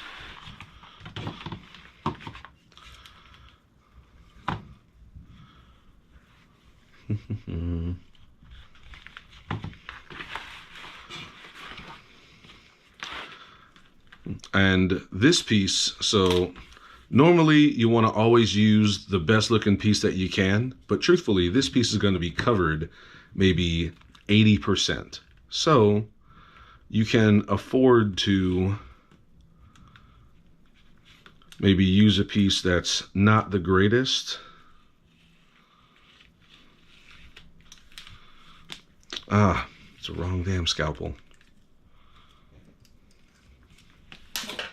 No, just use this. So you can afford to use a piece that maybe has some bends or something like that in there, because you want to maximize what you have.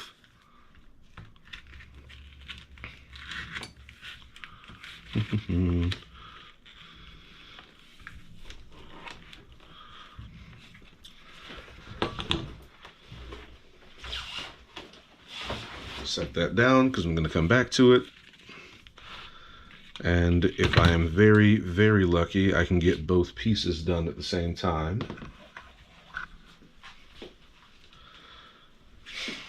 Also, while we're at it, scrap, scrap, scrap, scrap. So the rest of this is useful for watch bands and maybe inlay pieces, because like I said, this texture is really, really cool. So, but all of these are wide enough to make watch band pieces. So this is actually really useful. This isn't going in the scrap bin. This is going back on the shelf. What leather is the kangaroo? I don't know what you quite mean by that. I know that it's veg tanned, but so far as company or where it came from, I'm not sure. I got it from, oh man, this one I got from Tandy. Most of my kangaroo I get from Maverick Leather Company. They're based out of Bend, Oregon. They do great work. I love their stuff. Also, oh, side note, not sponsored. Hashtag wish I was.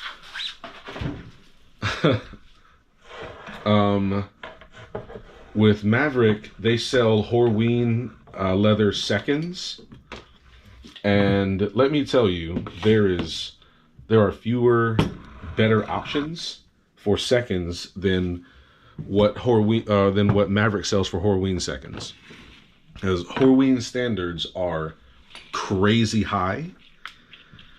So I've bought several Horween seconds, which really means it just doesn't make the cut for Horween quality assurance.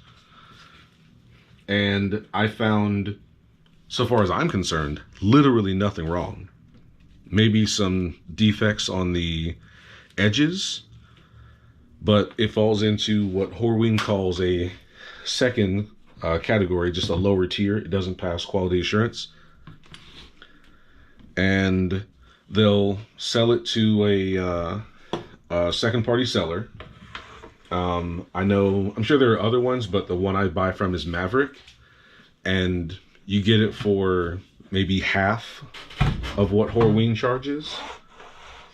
And the cheapest I've seen something Horween that wasn't on sale was, I think, $15 a square foot for cowhide.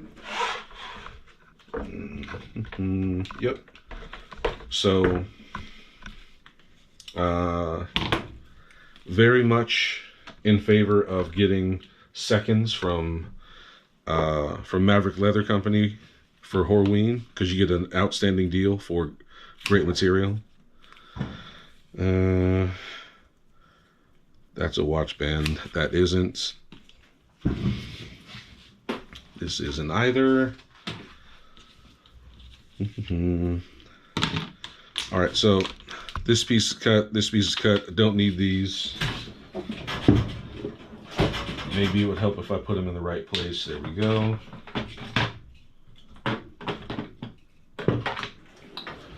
And now for the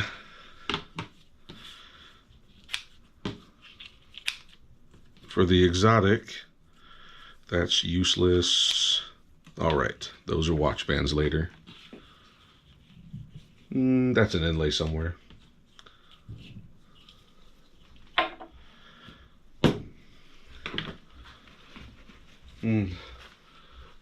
Oh, okay, okay. Yeah, this stuff is maybe 2 ounces, 1.5, 2 ounces. You aren't going to see very much kangaroo leather that's thicker than 3 ounces. I'm not sure if it's just because it doesn't come much thicker than that, or if that's just industry standard, but you'll rarely see kangaroo hide that's, as a matter of fact, I've never seen kangaroo hide this thick. Just that one. Never seen it. I'm sure it's out there, but I haven't seen it in the US market.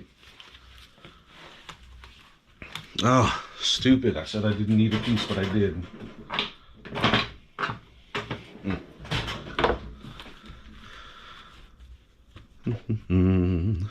All right, now, unlike with the kangaroo, where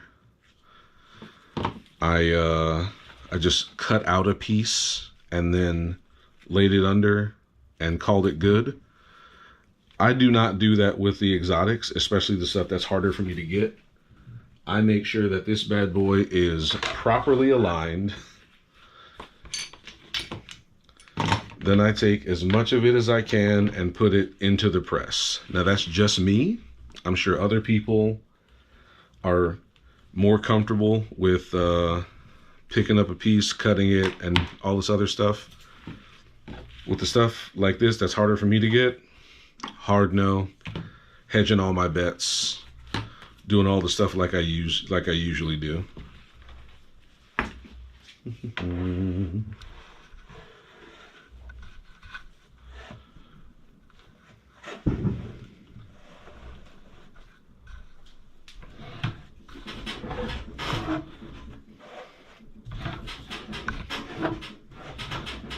I've really got to adjust this thing again.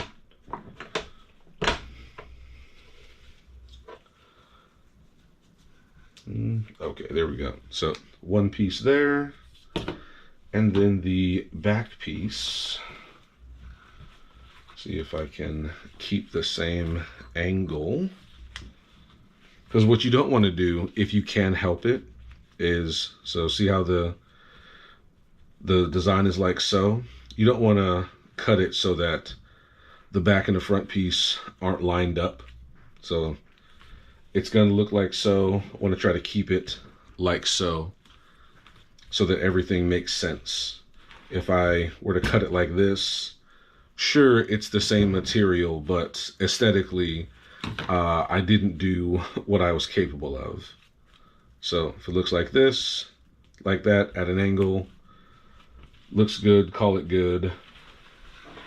Set it on there. Come on, flatten out, there we go.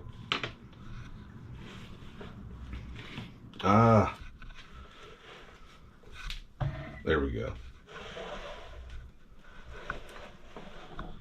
Get that to about the center.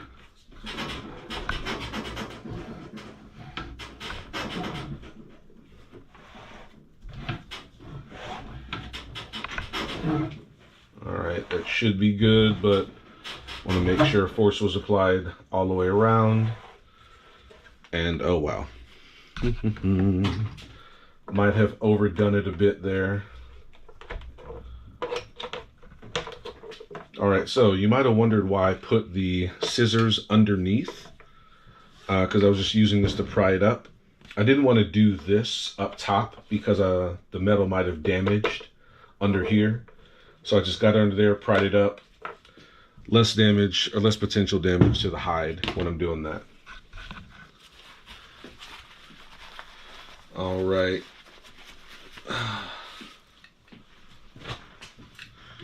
All right, so now we've got all the pieces cut out. You can put this away. So this is what it's going to look like.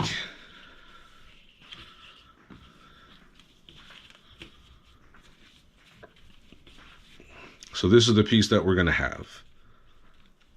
So you've got 1, 2, 3 pockets with the exotic stuff on the front and the back, but you haven't used up all of your exotic hide to make this. So you can still very much call this a piraruku or Arapaima wallet, but half of the wallet is something that is much more financially attainable for you to achieve, and the price of the wallet doesn't go down. It's still exotic, but less damaging to your pocket. And you can also, if you want, just look up whatever the market price is, because you've used a different material, and maybe you can undercut the competition by charging a little bit less. Now, I don't recommend that, because you're setting yourself up for only being able to charge lower prices. However, if you're just trying to get your foot in the door, like we all are, that is it is a strategy. Now, you might, if you do that, you might lose money, especially if it takes you a while to put it all together, which would be referred to as being a loss leader in from an economic stance, where you lose money to get into a market to be able to gain money. Don't recommend it if you are a small business person, or if this is a hobby that you're trying to make something more. You're going to roll into just year after loss, year after loss. Truthfully, if you know what you're worth, charge what you're worth. If people aren't willing to pay it, just tell them, respectfully, I'm sorry, I can't go lower than that without taking a loss. I'm sorry, we can't do business. If they really want it, they'll pay you the market rate. Don't feel bad about charging the price that you know that your material's worth. I mean, don't go in there charging Prada prices when you don't have Prada reputation, but, charge your worth. Don't feel bad about it. Now, something that I ran into that I hadn't heard anybody else talk about, a lot of exotic hides don't burnish well. Gator doesn't burnish all that well, even with Tokenol. Stingray certainly doesn't burnish well. Even after you hit it with the Dremel tool, with the fine sander and everything, it won't get shiny. You need to edge paint it. So what I'm going to do here is I'm going to just leave this edge as it is, because if we did the whole edge paint thing, we're going to spend 30 minutes just applying and waiting, applying and waiting. I'm gonna, you know what? Let's see what's good. Use a little trick I learned a while ago. So anytime that you have a hide that looks like the inside of a sweater that has seen far too many years, anytime you have a hide like that, and you want to make it look a little bit cleaner, a little bit nicer, tan coat. Tan coat is your buddy. Please let me have that glass. Oh, it's not here. Damn it. Tan coat with glass burnisher. Great. Great for undersides that look like this. Ostrich is notorious for looking like this. If you get an ostrich hide that doesn't look like this underneath it, you got one that was split really, really well, and you got lucky. Just going to be honest, you got lucky.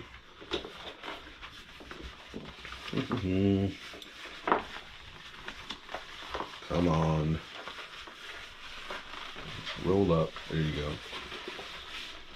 All right, so what I'm going to do to try and keep the inside nice and the edge clean, I'm going to tan coat the inside, get it slick,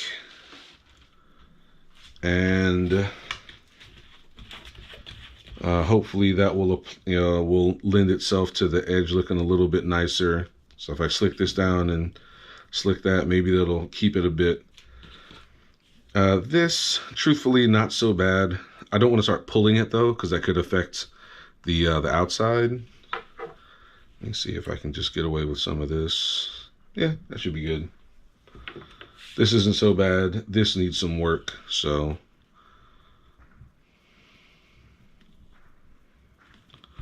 Understand with tan coat, a little goes a ways.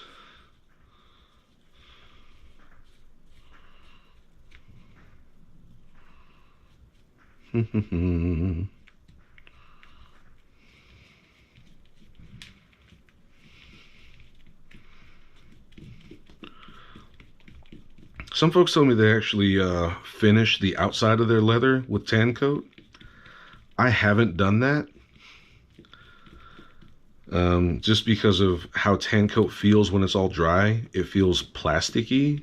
Not a fan, personally. It's just me.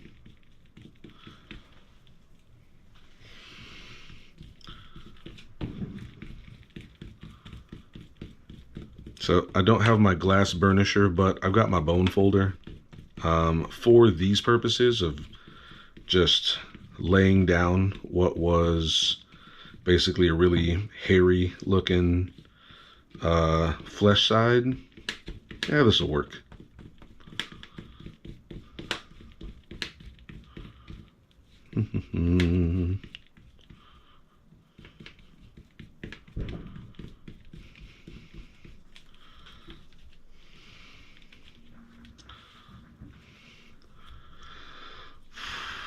If this was a little thinner, then I would have just used a liner to bring it to about this thickness. But it is a little thick, especially where the scales are overlapping. So, not an option there, unfortunately.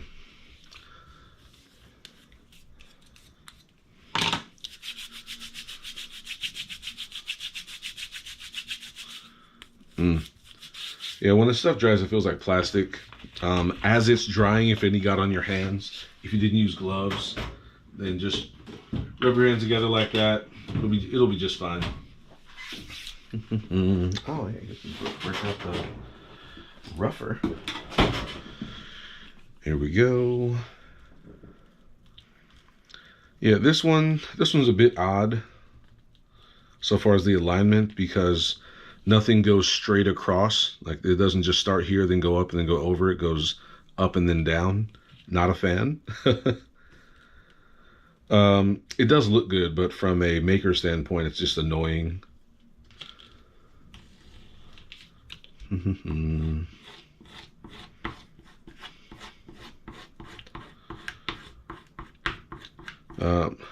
Roughen up the edges here for better glue adhesion.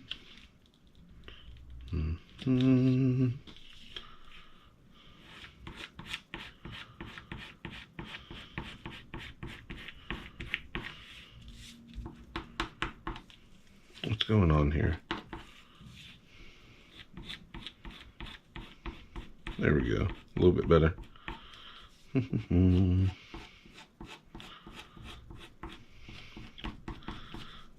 There we go. And this should be about there, a little bit lower.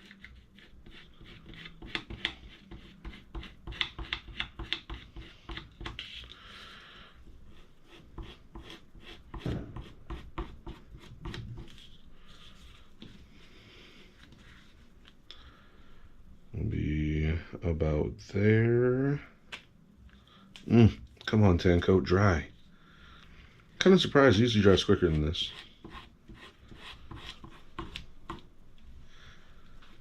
Anybody got any questions, comments, concerns, requests?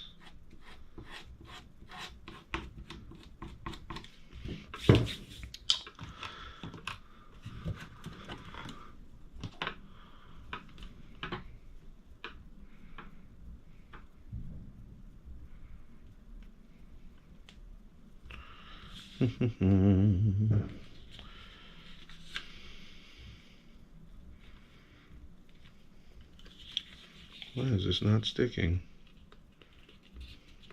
There we go. What is going on here?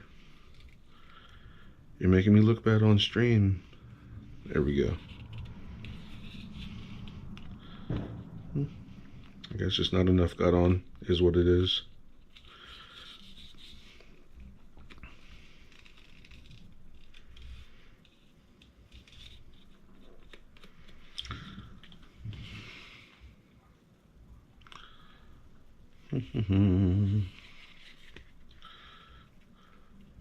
And again, I can't say it enough. Thanks everybody for joining me on the stream.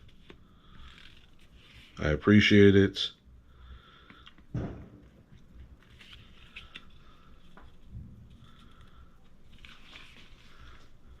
Is it New Year's where anybody else is at? As it is 9:30 over here in the Central Time Zone. If everybody's in the US, then it is still New Year's Eve. That was unexpected with that glue just splattering up like that. And thank you very much. I hope this wallet's going to be fire. I'm very upset because I'm not going to make any money off of it.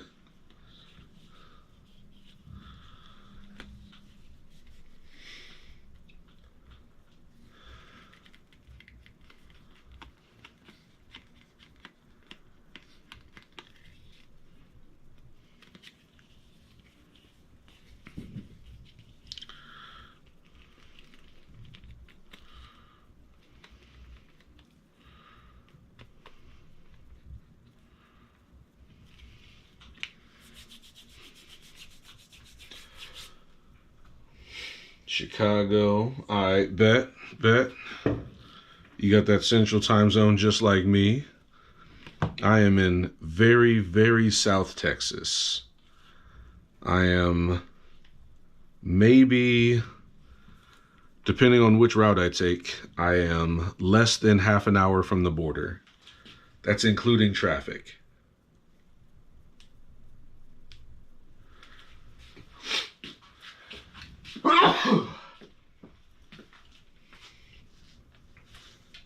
North Carolina. Okay, good stuff.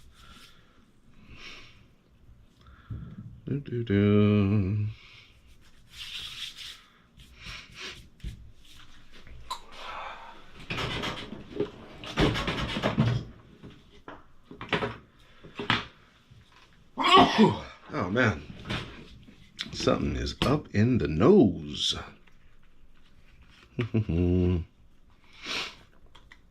As long as it ain't allergies or nothing like that, I'm good. Virginia, okay, bet.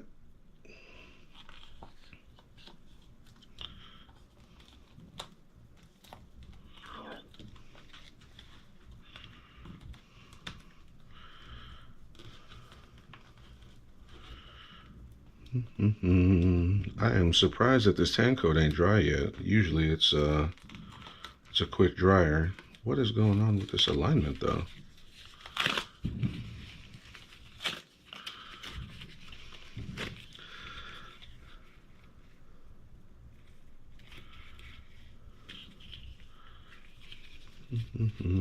Corners first. My neighbors are going off. I'm a little jealous, honestly. Kind of feel like I should just wander on over with some beers and be like, hey, what's up? They're super down though. Real chill.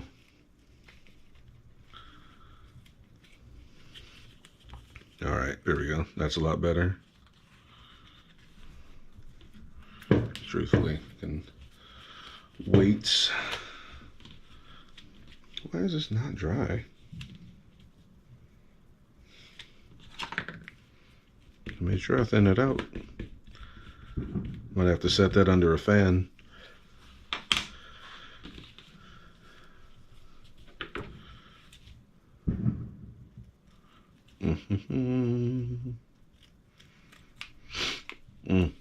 All right, well, while we're waiting for that to dry, I'll kick out a couple of pro tips. So this pair of scissors that I'm using here, these are technically the wrong scissors for a lot of things. They're just a pair of scissors that I have in my drawer because all my other ones were in my travel bag. So these are the scissors that I use for cutting stingray. These are actually metal cutting shears. And, you know, you can tell because they have these grooves right here on the underside that's meant for gripping onto the metal, and they are not very long, and they're a really thick pair of it's really, really thick metal, so that you have more power and more force in the cut. And you also have these very sturdy, well-built handles to the scissors with extra grip in there. And it's made for, it's ambidextrous too. So, if you're a lefty, you can still use these scissors, no problem.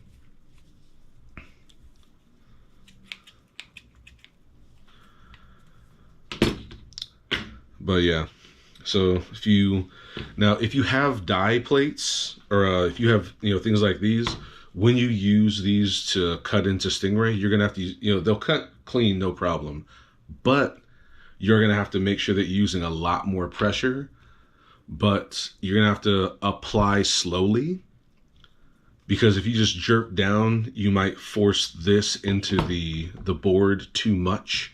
You do that too often, you're gonna dull these out. I have no clue how to properly sharpen these. I'm sure I'm gonna have to go on YouTube and check it out just to make sure the edge is maintained.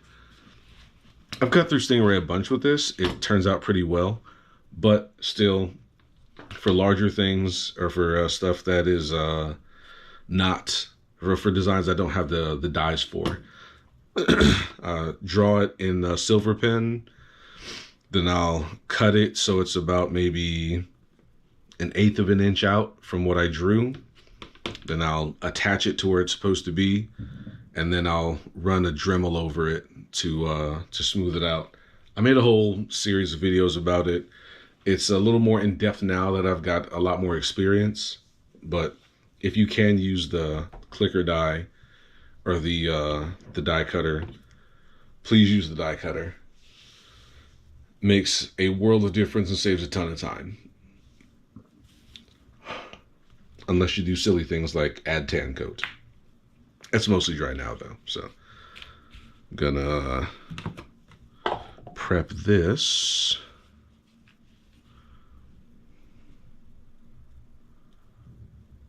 I really would love to see how this looks.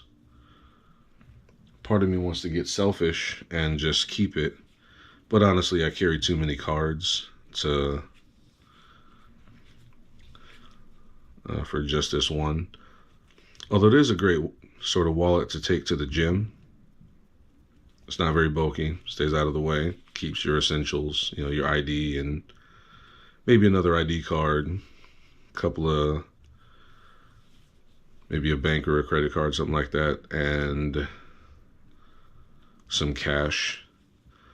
Although I find more and more people are just going cashless completely. I don't know. I'm on the fence. I understand the convenience of it, but sometimes when I have to spend cash, I physically see what I'm handing over, and it makes me think twice before my purchases. So I'm on the fence. What about y'all? Y'all like to carry cash or don't think about it either way? Or are you on the I don't use cash at all sort of family?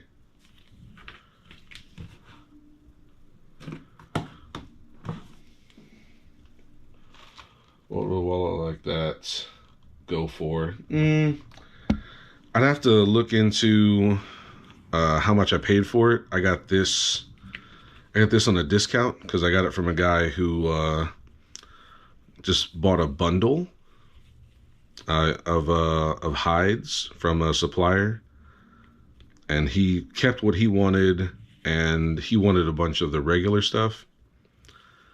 But I think, based on the time spent, not including that silly ass call about using the tan coat, next time I'm just going to use something faster, or just line it and just accept the extra thickness.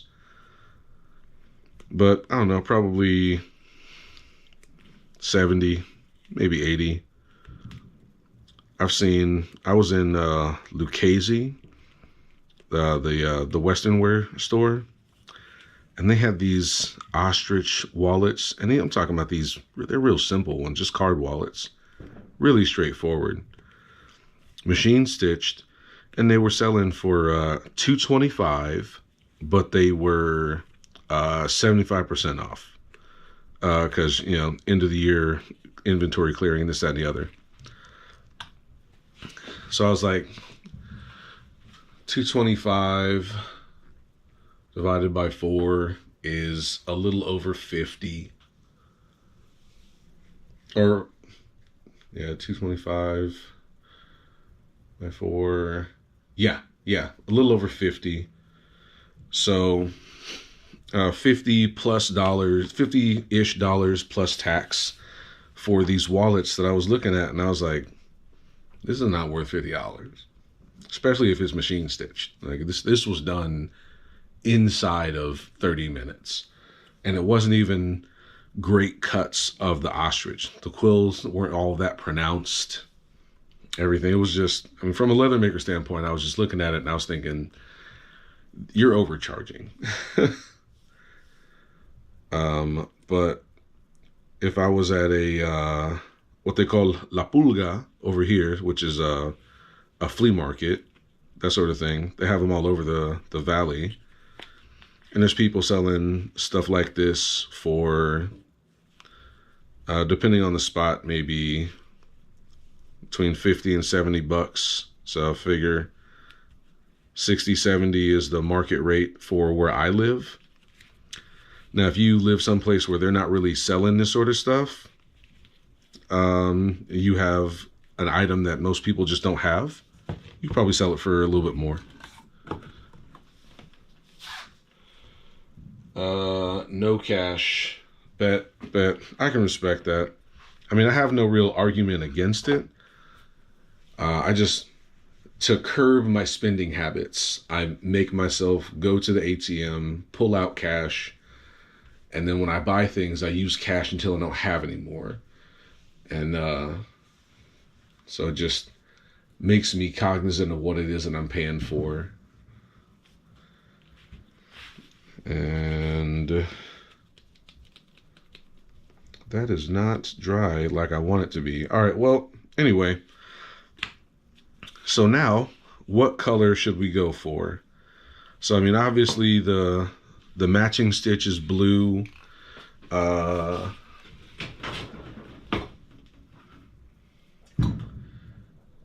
Could keep a contrast with, actually that's really thin. Where's my other one? There we go. Contrast stitch.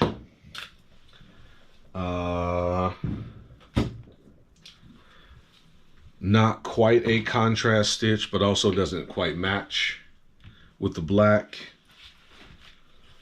Or are we just going to go crazy and go purple? So what are we thinking here? We're going to go crazy? Are we going to be somewhat matching? Are we going to be contrasting? Or are we going to be matching? What are we thinking here, chat?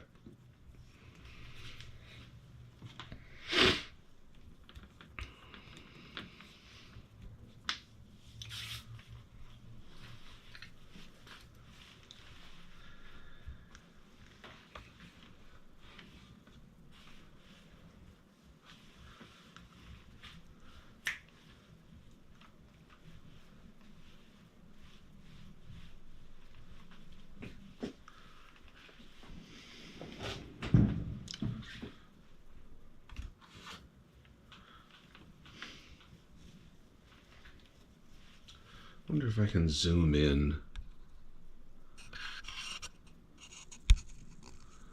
Nope, no zooming. Lame.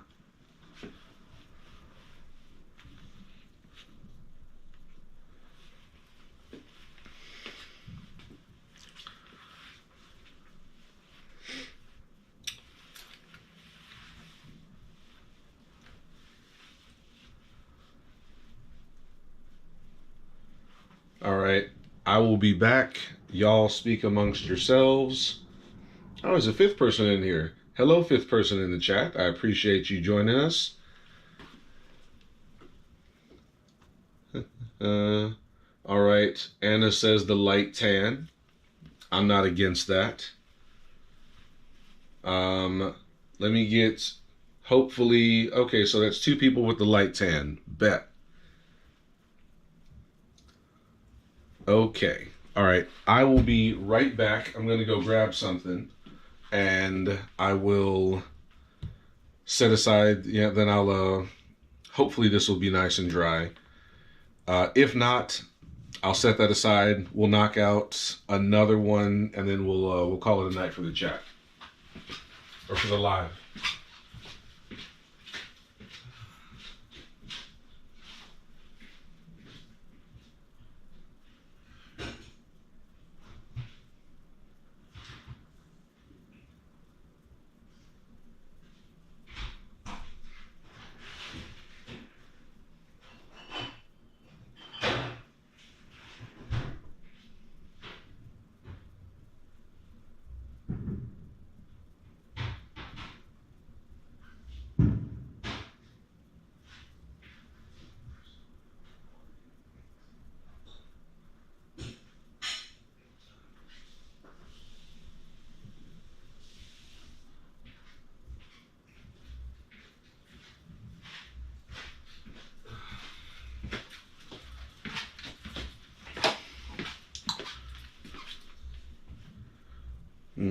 All right.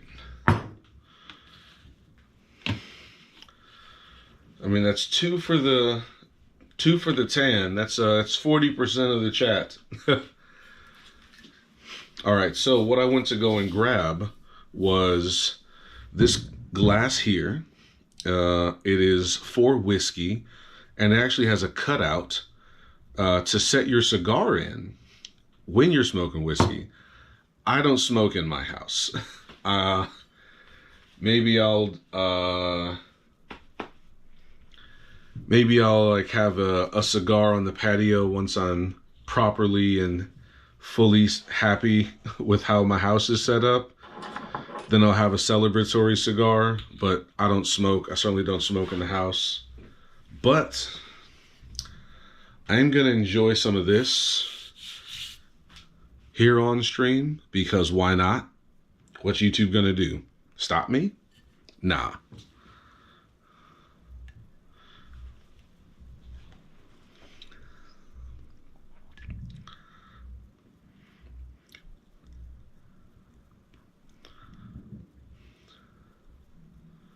And yes, this is a lot, but I'm not gonna just drink it straight. I'm not a frat boy.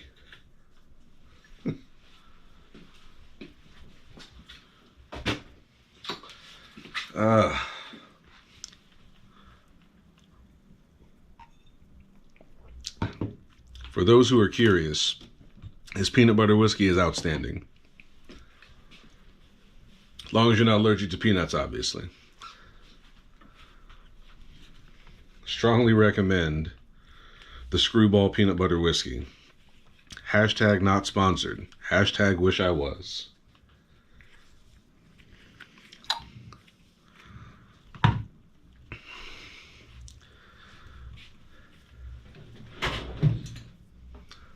See, what I'm doing now is putting away all the sharp things.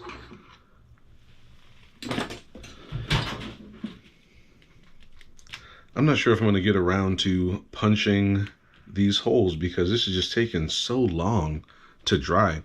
Usually 10 coat dries super quick, like annoyingly quick. But hey, it is what it is. Yeah, personal whiskey, when someone first suggested it to me, I thought, absolutely not, get it away from me, kill it with fire. Peanut butter and whiskey, certainly not. And let me tell you, it is good. I only tried it because people who I know and trust all told me that it was a good whiskey. It's a great flavor. Now, if you don't like, flavors to your whiskey, stuff like that, understandable. I'm not going to sit here and say as you're, I don't know, uppity or you're a whiskey snob. Or, no. If you like what you like. Some people like bourbon and hate whiskey. Even, I mean, technically, bourbon's a kind of whiskey, but you know what I mean. I like things that taste good. It's like a nice single malt or blended is. I've had some really, really good ones. Ballantine's whiskey is really, really great, in my opinion. Will it win any awards or anything like that? Probably not. Is it great is it great drinking? And is it great mixing? Absolutely. Doesn't cost an arm and a leg. Moderately easy to find. I mean, I could get it easily in Japan, so I'm sure it's pretty easy to drink, pretty easy to find in the US too. All right, so this one will be with a light tan, but all right, so let's do one more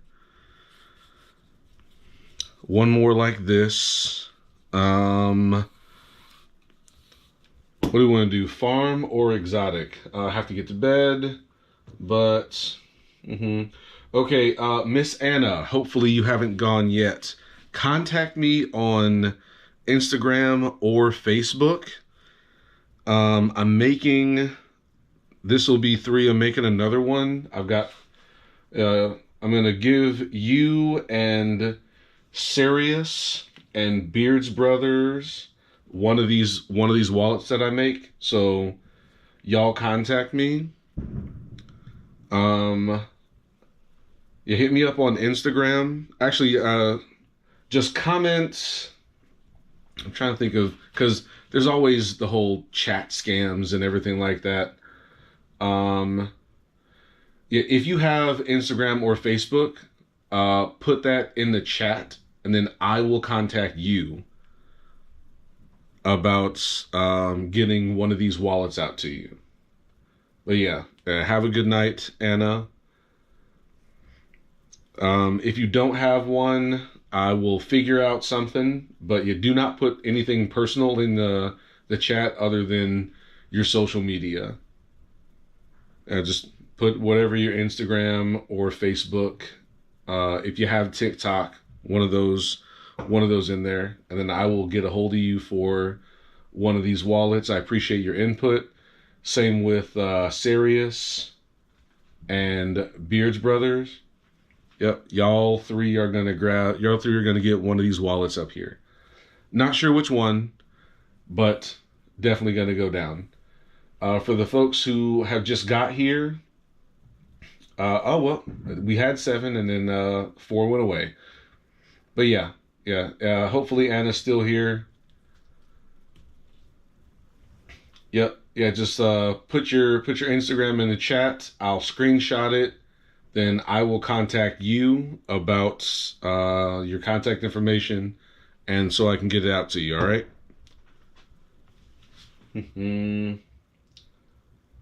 And worst case scenario, I will find Anna via YouTube if she's gone already, and try to get a hold of her so I can get one of these wallets out to her. I mean, she had input in 2 of them, so that's good.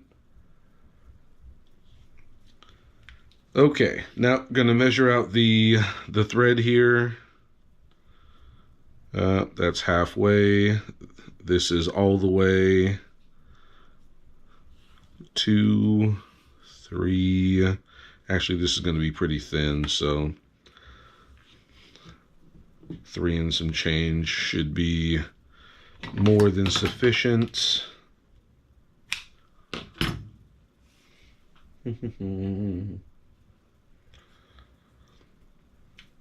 Well, I thank everybody for being here. Hopefully folks are getting something out of it, some entertainment at the least. I appreciate it all. Yeah, I'm actually glad that my GoPro, because is what I'm streaming on right now, was acting up, because I was trying to stream on Twitch first and it just wouldn't work. I tried 4 different times, did a factory reset and everything, and it just wouldn't live stream. So I was like, okay, fine. YouTube it is. Bam. And I got some folks who were actually watching, so I appreciate that. All right, now for the folks in the chat, should I make the next wallet out of something from the farm or something exotic?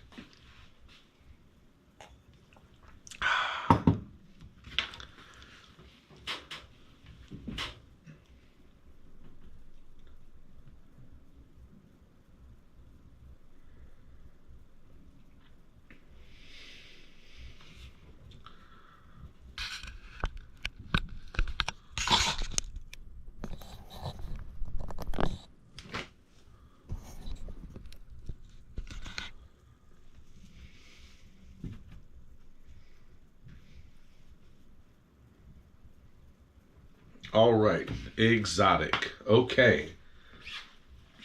So, reptile, fish, bird, or mammal?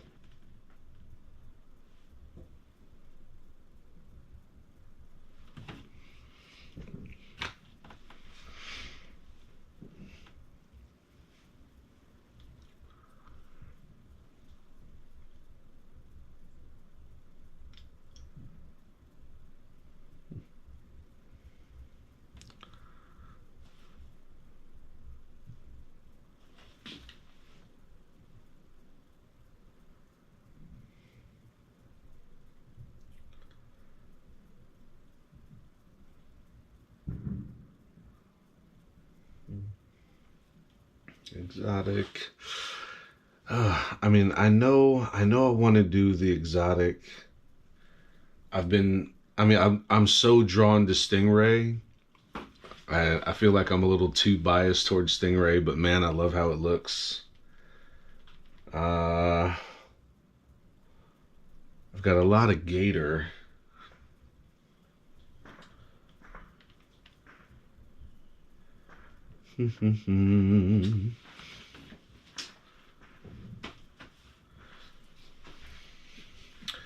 You know what?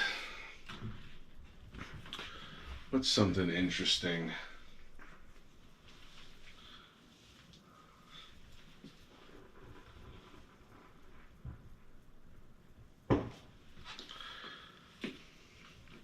Should we just mix it up? Should I go one piece stingray, one piece, I don't know, monitor lizard, and another piece, what was that, Cape buffalo? I got some buffalo. Let me check. Let me see what's up.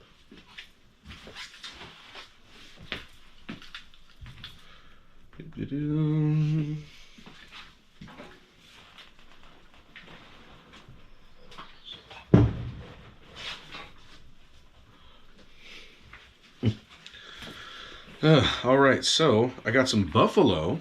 So this is Cape buffalo, and I like this color. It's a really, really interesting one. This is exotic, even though, you know, buffalo is it's a cow. It's a bovine. The Cape buffalo is I think it's the same name. It's the same thing as the that species of water buffalo that's native to Africa. I think it's actually called the Asian water buffalo. Might be wrong, but if there's a difference between the Cape water buffalo and the Asian water buffalo, somebody let me know. I think they're both the same though. But this one's really good. Not very thick. So what are we thinking? Should we just make one with a whole bunch of stuff? Sounds interesting. Let me see what I got.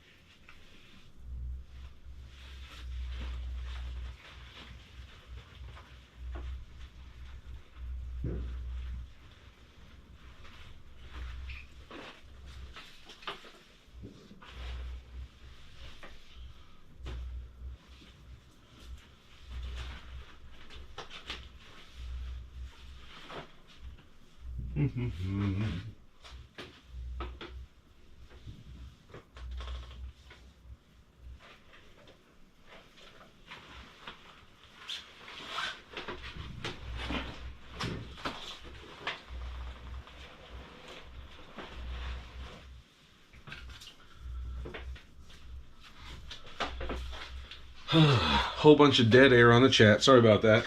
Okay. Mix and match. Okay. Yeah. All right. So I got the gray water buffalo, the gray stingray. That's not really gray. Oh, I am so stupid.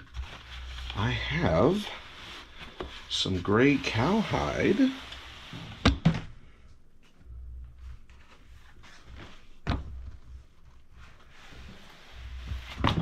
Yeah. Yeah. Nice and grayed out. We can do this. Thank you, peanut butter whiskey.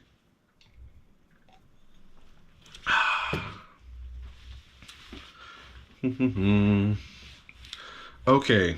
Another quick pro tip about stingray. This painted diamond, this is not remotely part of a stingray's coloration. This is something that the tanner does, and people just get very used to seeing it. Something that Laura Boost does is, if people want stingray and they want something with the diamond in it, she charges an extra $75. And honestly, in my opinion, depending on how much each one of these costs, that's not enough. Because when you cut from the middle, you essentially ruin the whole rest of the hide for anything. So if you have stingray, if you can, I know it's a tough one, there's only a couple of companies that do it, but if you can, order it without the diamond in there. It just makes it easier. You can use the whole hide. You don't need to worry about trying to preserve this because people want it so much. Just get it without the hide. Pelgio, I believe is the way you pronounce that company. Hashtag not sponsored. Side note, sponsor me. They sell a lot of stingray material, including hides with no diamond in it. And they don't charge extra for it. You just have to specify. They don't always have it in stock, so just make sure you check their website. But as makers, if you can buy this without the diamond, it's easier. You can just use however much you want. If people really want it, then they got to pay the upcharge for it because you're cutting from the middle. So there's that. All right. I'm not gonna lie to you. I don't want to make another one of these. So we're gonna make one of these bad boys again. So I'm thinking outside piece, centerpiece pocket. I'm going to pull from the bottom here. So let's get this out of here. Wrong drawer yet again.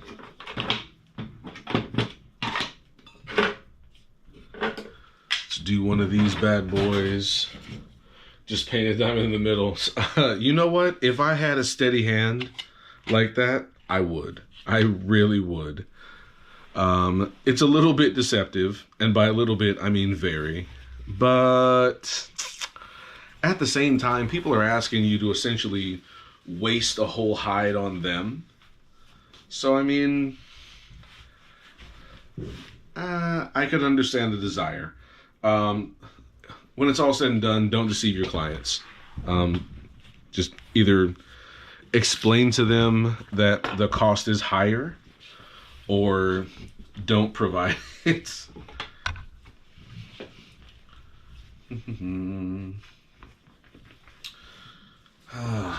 Which I don't want to cut from the center, but this is where the best leather is. Not going to take too much though. Ba-da-da-da. I'm so mad y'all can't see this.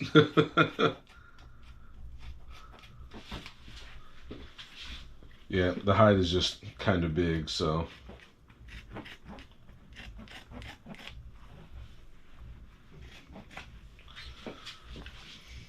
One piece.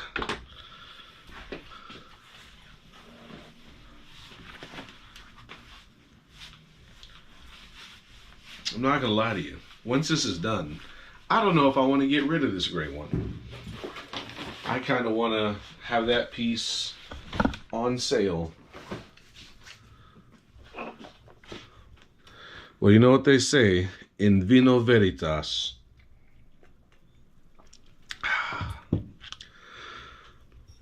Although I realize now that that is a terrible idea right there. To just have that glass leaving a ton of condensation everywhere.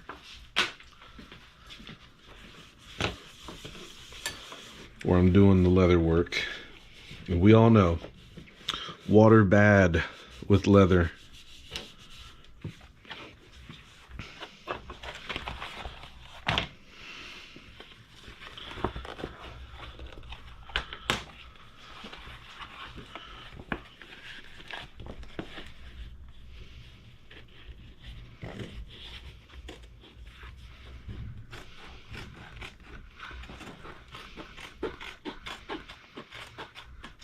So I know I'm cutting too big of a piece for the one that's needed, but I really think I'm gonna cut two just in case.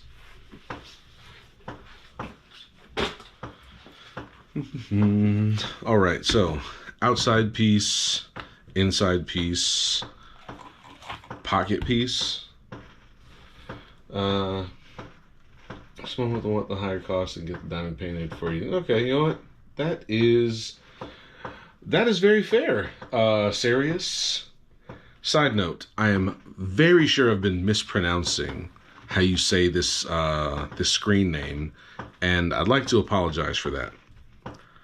Let's put these away. Actually, you know what? Since we're here. I do have a gray thread. Let's bring this out. So what are we thinking? Matching thread or something contrasting? Y'all let me know.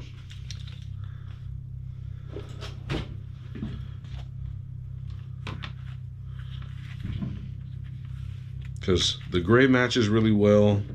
This tan, not bad.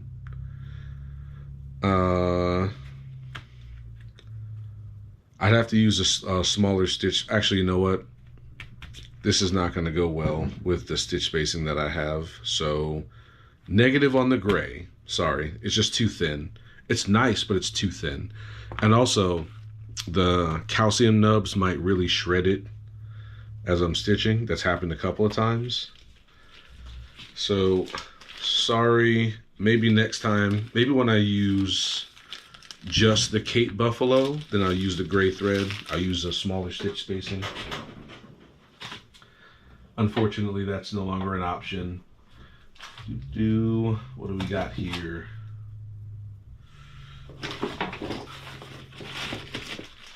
Nope, all those are too thin. Yep, these are our best options here for the gray. So, let me know what y'all think. But while that's happening, let me go on ahead and get these cut.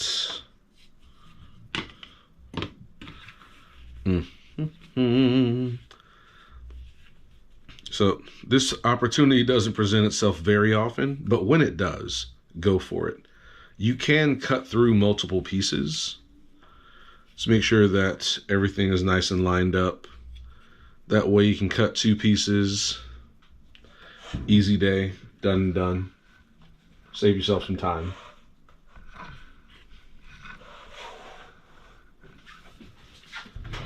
Just remember, it's not stupid if it works.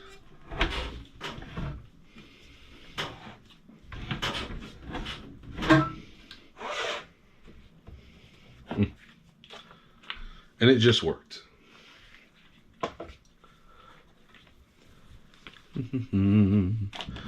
Next up, Aero Stingray.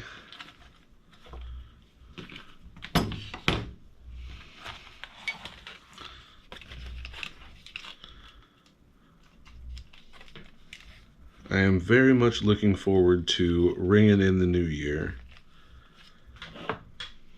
2023 was not bad, but not great either. Pretty sure it was the same for a lot of people.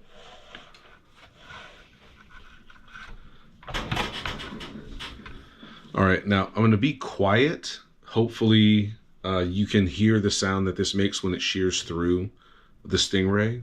Let me see if I can just point the mic towards it.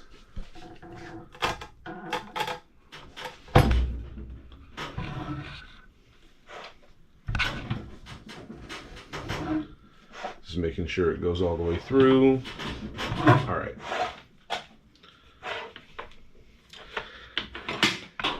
Man, I'm dropping everything tonight.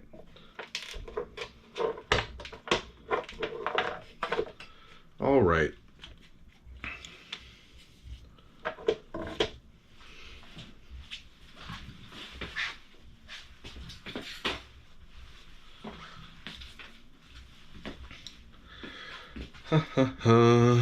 Okay, so all the pieces are cut. I keep opening the wrong drawer. I'm gonna keep that out.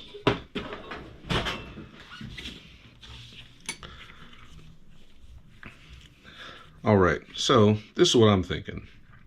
All right. This is a nice color. It's intermediate. Feels good.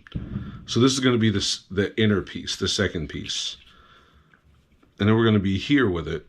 So we're going to have the Stingray, the really soft cowhide, and the Cape Buffalo. All right. Something tells me that's the better orientation. Forgive that. That's just my OCD. All right. So, whoa.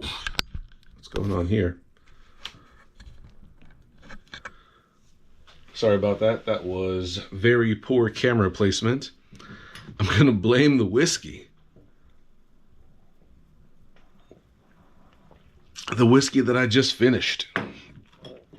Maybe that was a good idea. Maybe not. We'll figure it out. Thank you very much, Sirius. I appreciate it. I think it's going to look pretty good too. Now, here is the downside. I don't like this. So, I'm going to put these two together, but off stream, what I'm going to do is I'm actually going to do the edge paint for this. Just let me have something good. Yeah. Gloss black, gloss blue.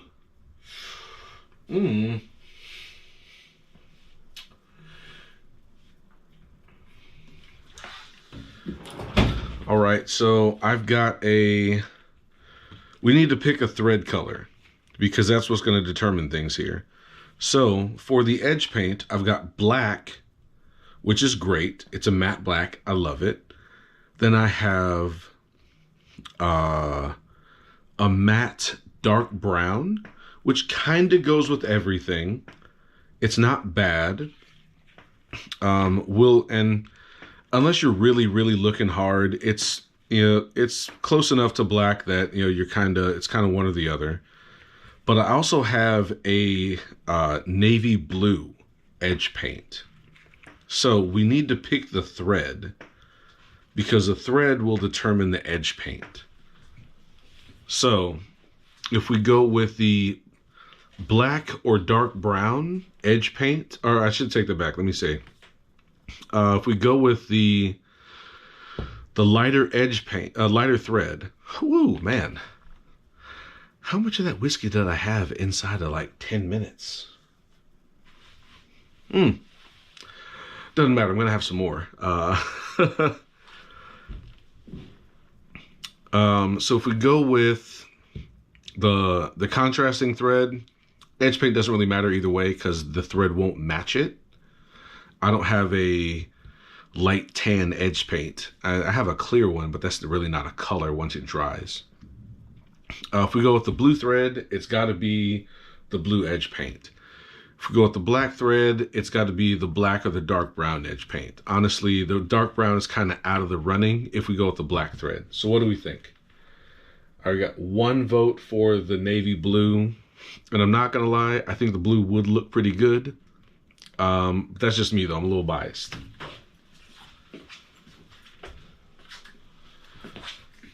And I've been drinking, so we shouldn't take my recommendations. Now, should we? Certainly not with how I've been pouring these whiskeys.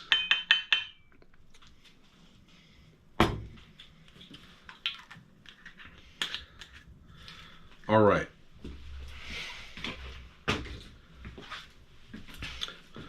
We're going to give it 2 minutes, and then in 2 minutes, if we don't have either a definite go on the navy blue or a suggestion of the dark brown or the black, navy blue's going to take it. Excuse me.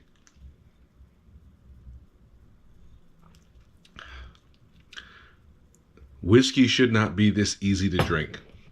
This is really, really smooth. That's the reason I like it the most. It's really, really great.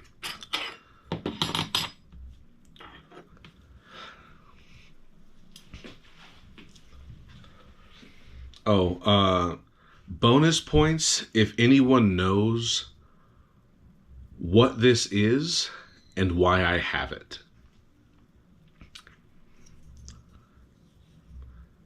Side note, this is not a large safety pin. Despite how it might look, this is not a large safety pin. What is this and why do I have it? If anybody can give me the answer to this, I will send them. What's a good one? All right. Someone tell me what this is. And the live will be posted on, oh no, it's not a key holder.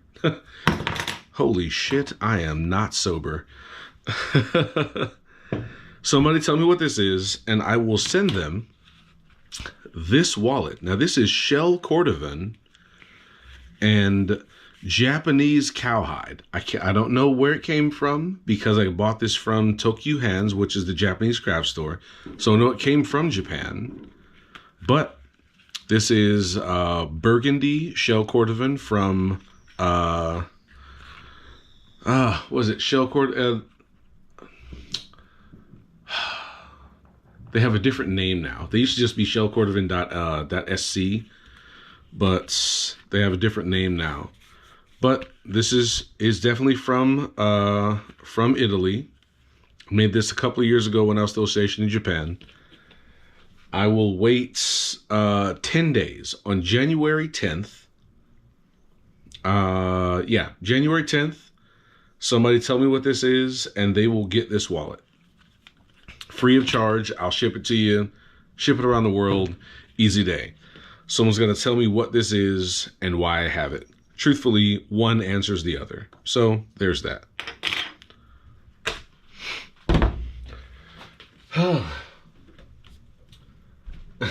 Bro, I know you're not passing that beauty. Navy blue with it. Okay. All right. So there's been no pushback against the navy blue. So I'm going to glue these parts here together. And then I will go off stream because I've been streaming for quite a while. It's been pushing 3 hours since I started the stream. Side note, everybody who's been here for all of this, I really appreciate it. And I'm glad you sat with me through all the silly BS and me going back and forth and getting stuff and my neighbor setting off fireworks.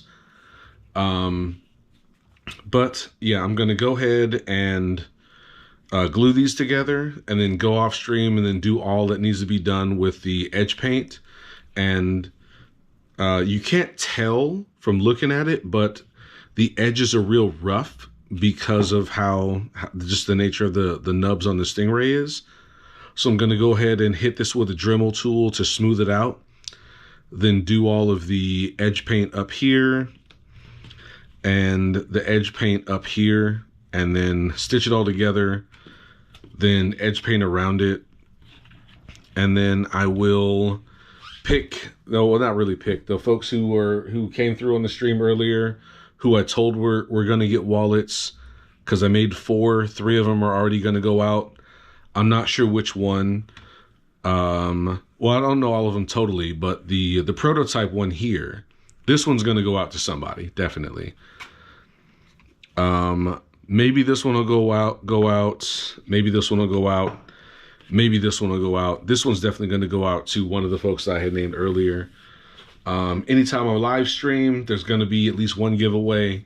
I'll probably set up a giveaway for maybe a couple of weeks after New Year's. We'll call it our resolution stream or resolution giveaway. And yeah, but I'm going to go and bug my neighbors to see if I can go let some fireworks off with them after I glue this one up. Then I'll wrap everything up. Doop doop doop. I know what it is, but I won't say. I would feel guilty. Oh, you in the military? It's for you. Son of a bitch! Serious? How did you know this? Nobody knows what the... Oh, Jesus Christ. All right, well, Serious, you got this one. Well played. Most people don't know that this is for a laundry bag. They just see this and think it's a large safety pin. So, gotta eat my words. If you don't already, hit me up. Oh, actually, let me know what your Instagram is. Put it in the chat. If you don't feel comfortable putting it in the chat, shoot me a message. Oh, okay. Well, there it goes. That makes more sense now. You went to military school. If you don't feel comfortable putting your social media in the chat, understandable, then you got to shoot me a message. I'll probably do what I can to verify that it's actually you, so that nobody tries to, hop in and take something that's not theirs. And I'll get your information and I'll ship it out to you. All right, man. Well played. So this one is yours, and Anna's gonna get something. Beards is gonna get something, and I don't know what I'm gonna do with the other 2 that are gonna get made here on the stream. But, see, I said I was going to glue this, and I will. But as soon as I'm done gluing, I'm going to pick up this whiskey and commence to drinking. And then I'm going to ring in the new year, probably with my neighbors, because they got those awesome fireworks. And we're going to call an end to 2023.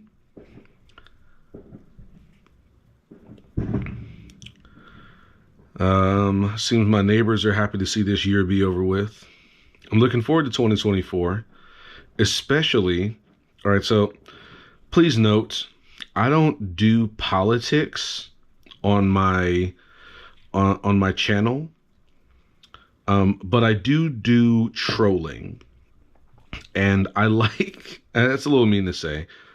Actually, that's not really true. I don't like antagonizing people. Posting silly stuff, that's fine. Which direction? This one. So I'm looking forward to the end of 2024 because of the election. I don't really have a horse in the race either way. The 2 largest political parties, I think, are full of hypocrites and idiots. And I'd like to see someone else from another party have the power. So that's why I don't really care about politics, because I think the people who've been in charge have failed so much that I make a lot of political jokes, mostly because I don't believe in the people who've been running things. But who I support, truthfully, is none of the above. If you've watched the Richard Pryor movie Brewster's Millions, where he ran for mayor, but he ran for none of the other parties. That was his position. His party was none of the above, not even himself. And while I don't think America is better off with no leadership, I think America is better off without the leadership that it's been having. So I'm looking forward to how the people will vote in 2024, because I'm sure that they're tired of their leadership. So I'm looking forward to 2024 because of the election. Not really because I have a horse in the race, but because I want to see how everybody else is looking at things. I think that most folks are tired of everybody just like I am. So there's that. But 2023 wasn't bad. I'm looking towards wrapping things up. I had a lot of success with the business when I did have the opportunity to put myself out there. I did a lot of farmers markets and made a fair amount on like interpersonal, for like with the word of mouth or just person to person sorts of sales. So that was good. Hopefully there will be more. I know that I'm going back to school. I'll be increasing my education. So that will be an interesting development for 2024. So there's that. And I'm looking forward to those developments. I'm looking forward to the growth. I'm looking forward to the increased education. Hopefully the increased actual knowledge. Because sadly, especially in America, there's a difference between being educated and being full of knowledge. People who are educated have degrees. That doesn't necessarily guarantee that those people have useful knowledge. It's sad, but that's just the reality of things nowadays. So I'm hoping that the knowledge that I gain in college as I take it will be useful. I like to be useful with my brain for the rest of people. So we'll see. And if that doesn't work out, I'll still be doing this. I'll still be making things, still be trying to make things as beautiful as possible. We'll see how it rolls. I agree, the Indian guy. You know what? Hold on. I always mispronounce his name. So it's Vivek Ramaswamy. I know I pronounced his last name properly, but I was saying his first name wrong. I was saying Vivek, but apparently it's Vivek. Vivek Ramaswamy. He's a firebrand. He's a bold sort of person, and he's saying things that the establishment government would never say, because he's given the work to the Democrats, but he's also given the work to a lot of backsliding Republicans. And Republicans don't do that. So I think that's a nice for the citizenry. I think it's a nice take, because he's somebody who will give his party the kick in the ass that it needs. The Democratic Party, I think that they want to remain in like quote unquote power so far as the presidency, but I don't think they want to keep the same president, if that makes sense. I don't know who's a quote unquote powerhouse for the Democrats to rally behind that isn't already the president, but I get the feeling like they don't want the same guy. So I'm looking forward to see how leadership plays out. Having, I'm a retired military, so I know leadership matters, and I'd like to see where the two biggest parties, like which horses they hitch their wagons to. But truthfully, I'd like to see more of a push from the Independent Party, from the Green Party, and from the Libertarian Party. Because I think the people need to know that they exist and that they have other options. Once I realized that the other options were not only viable, but more in line with my beliefs, that's when I saw the abandoning the two big dogs, quote unquote, politically in the US was a viable option for me. And I think more and more Americans are looking at that. Yeah, I think that they're seeing that the two biggest options are also, in general, the two worst options. So we'll see. We'll see. Only the polls will tell. People can say what they want and they can click whatever they want in all of the voting polls and the sample sizes and all this other stuff. But when people are in that voting booth, what they want will show up. And I really think that most people are done with the two big dogs and they'll go with other leadership. I might be wrong. We'll see. And that's what I'm looking forward to. I'm looking forward to seeing what the American people show for themselves. Because there's what you say and what you do.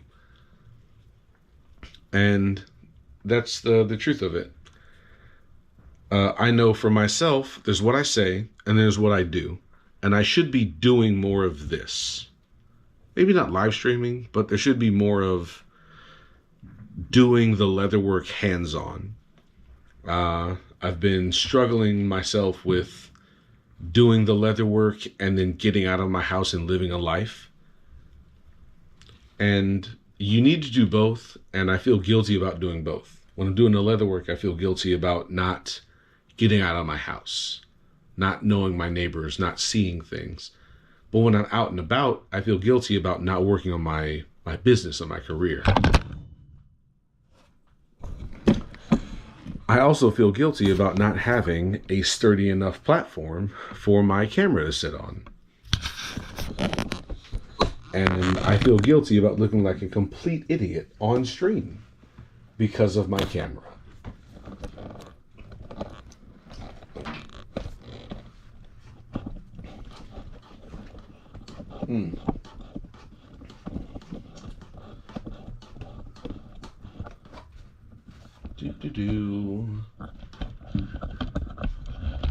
Now here's the worst part about all of that, right? I went the entire stream not touching my camera and everything was fine. I touched nothing on my camera at the end of the stream. Everything falls apart. So now it just looks like I got drunk and let my camera fall. When in actuality, I touched nothing and the camera still fell. Newton's laws of physics got me.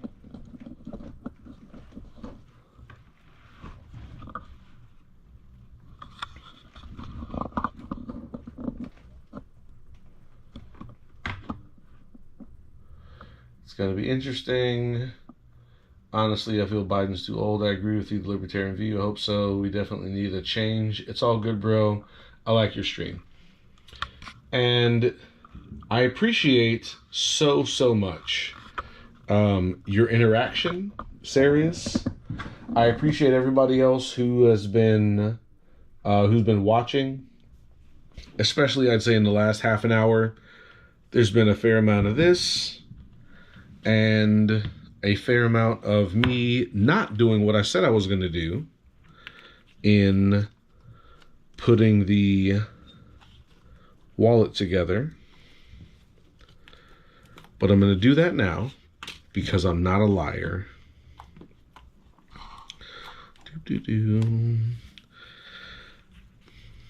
And truthfully, I hope that I think it's a big stretch that Americans in general uh,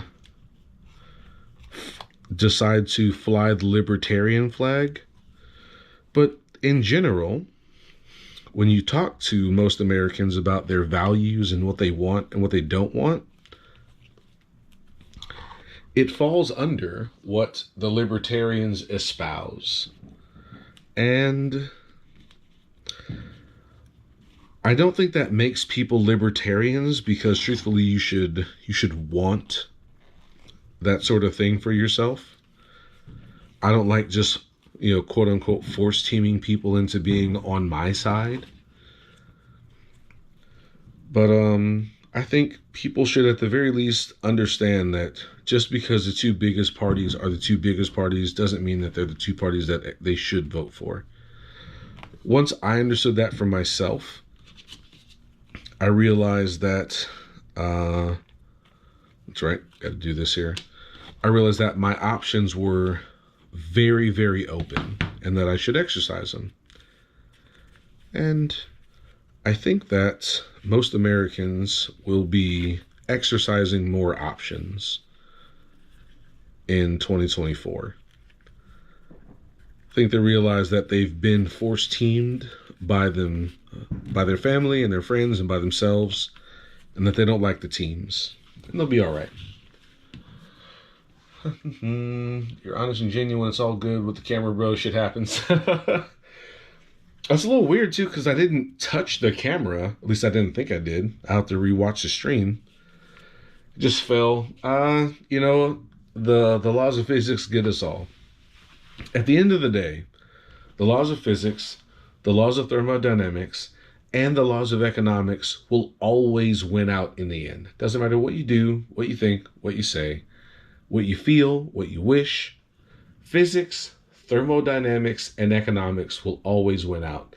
If you follow those three, at the very least, you will be doing the things that are in line with how reality is going to react. Maybe not with how people want to react, but how reality will treat what you do and what you say and what you put or what you believe in. The coming year will be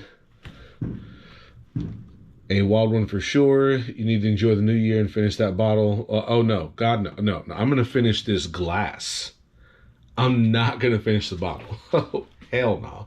If I finish the bottle, I wouldn't even be able to walk over to my neighbor's house and set off fireworks. But the glass is getting finished. Absolutely. And with that, we're going to wrap it up. Lord knows I can't be doing any work with the edge paint with my BAC what it is. You need a little bit too much control with the fine motor skills.